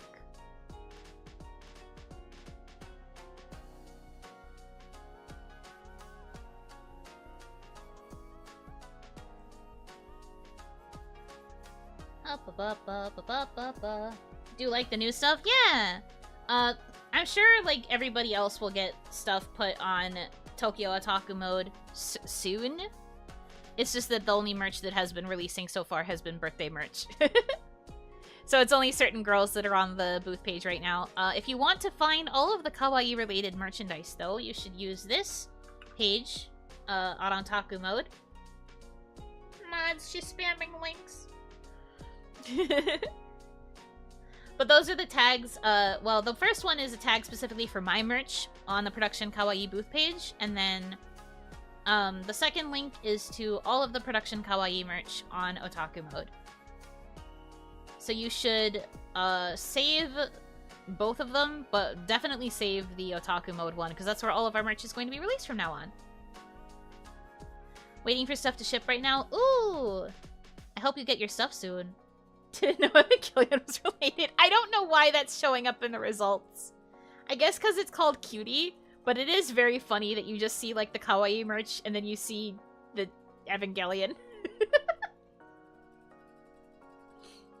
Get in the robot, kawaii.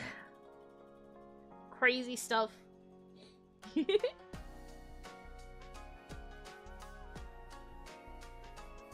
But yeah, if you want to buy my merch, it is on booth, and then eventually, new stuff for me will release on Otaku Mode. I will be sure to promo it as soon as I can.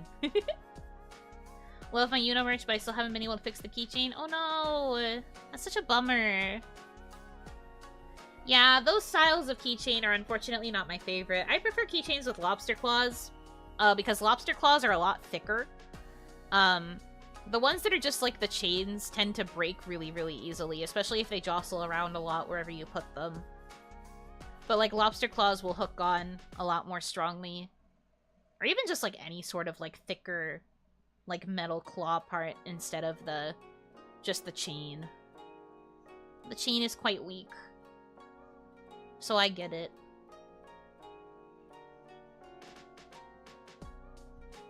There.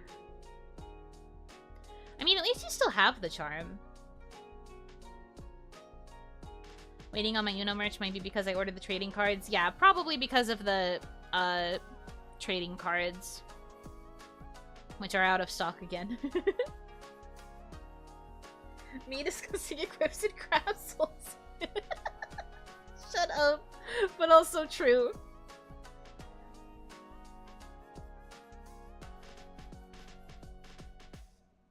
I would fix the chain for you if I could, man. That is one of my few special skills. Because I have tiny baby hands, I'm pretty good at working with those chains.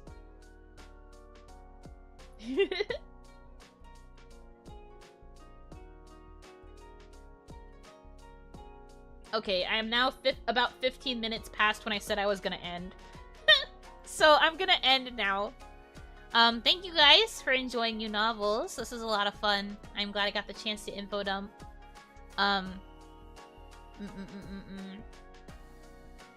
Trading cards said they would be ready before the birthday merch. I think they had to reprint them because there was a lot of demand. So there might have been things with like the reprinting alongside my birthday merch. I don't know. Anyway, we are going to be raiding who do we raid today? I want to raid Roa, actually. Roa is doing a beach episode. No, never mind. I guess that stream is over. Never mind. No live or upcoming content? Huh? That is not true. I literally was just looking at this. YouTube? YouTube? What?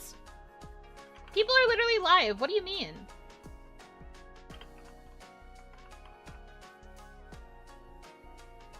Eh? She and Nene are streaming Mamie. I could raid Mamie. It looks like YouTube is freaking out right now, though. Hold on.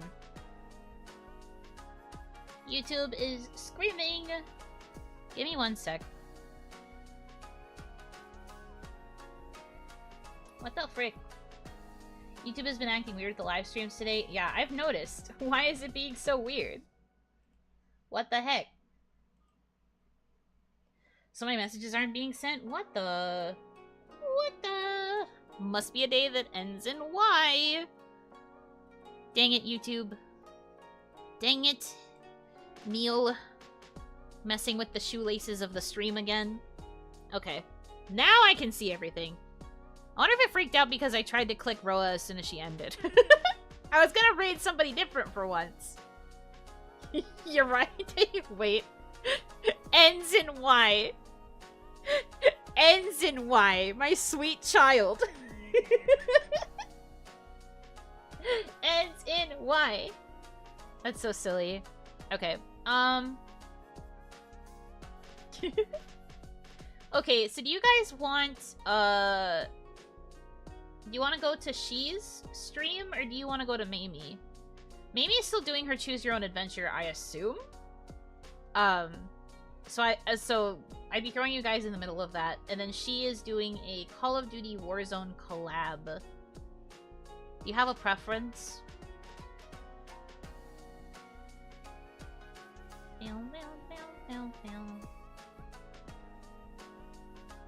She? Okay, she Icho. She Icho! Alright. That's true, we haven't rated She in a while. That's because I usually stop streaming before she starts. Okay. We're going to She. But yeah, tomorrow, members, we're gonna be playing Trivia Murder Party, okay? We're going to see if we can get any of the new scenarios and the new questions and stuff. I'm definitely going to kick your butts, okay? Okay. So be prepared to get your butts kicked. Be at the ready. But that's the plan for tomorrow. I have my schedule ready for next week. And all my thumbnails, too. So, that will be fun. Also, do not jinx me with Dad Hat. We're not going down this path again.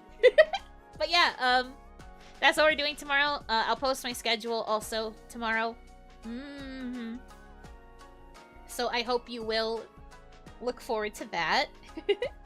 Until then, thank you guys so much for choosing to spend your time with me. I hope that you have a good rest of your time zone.